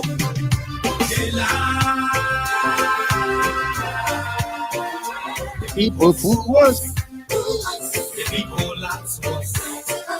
The government betray us. They betray us so much. I said they lie. The people fool us so. The people lie to us. The government betray us. They can lie, they can steal, they go round the world. I said we tired with their lies. We tired with their promises that led us to a lot of damages. We tired with that speech they preach indeed, and now unique they deceive us. They think we saw it frustrate us. So why can you lie? Why can you steal? Why can you allow the citizens to beef? You see, we just tell you. And when we will tell you. But you fool us, you screw us, you use us and later on abuse us. So why? The government should lie. Why? But that's the question that we ask. They lie. The people fool us. The people lie to us. The government betray us. Comfort Mami Tay. Yay, boy, you Zene. The people fool us so. The people lie to us. The government betray us. Arataino Solo. Mami Jackson MJ on the YouTube channel. My people don't want to hope on. My hope that I have has been broken. Telling you, brother. So where are this? Again, thanks to all of you being part of the conversation on here tonight. I'm looking forward to a Sunday's special edition for you or with you. You see the reason why we ask why the government betray. You can join us on the FM dial where the entertainment never stops. All right, gonna play you lots of oldies but goodies on here tonight for your own entertainment pleasure. Make it comfortable between the sheets. You and that special someone. Until then, I've been your host and announcer, Michael Gilman. Again, thanks to all of you that send donations for CDC USA Christmas program in Liberia. 100% of your donations goes directly to Liberia, okay? For the water cost. The people who are so. The people lie to us. Thanks to our guest, YAHAYA TALATA Sharif, Chairman, CDC USA. Thanks to Ms. Sarah Dopo, panelist, Julia Hartog, Abraham Kone, Senior Analyst, GHT. Delano Tomasa is taking care of his wife. She hasn't been too well. I did speak with him. But she's trying to continue to keep her in your prayers, okay? You take care, have yourself a wonderful night. Join us on the FM dial, and I'll catch you on Sunday. Look for the timing. But you fool us, you screw us, you use us and little on abuse us. So why? The government should lie. Why? But that's the question that we ask. The people fool us, the people lie to us, the government betray us, they betray us so much. I said they lie.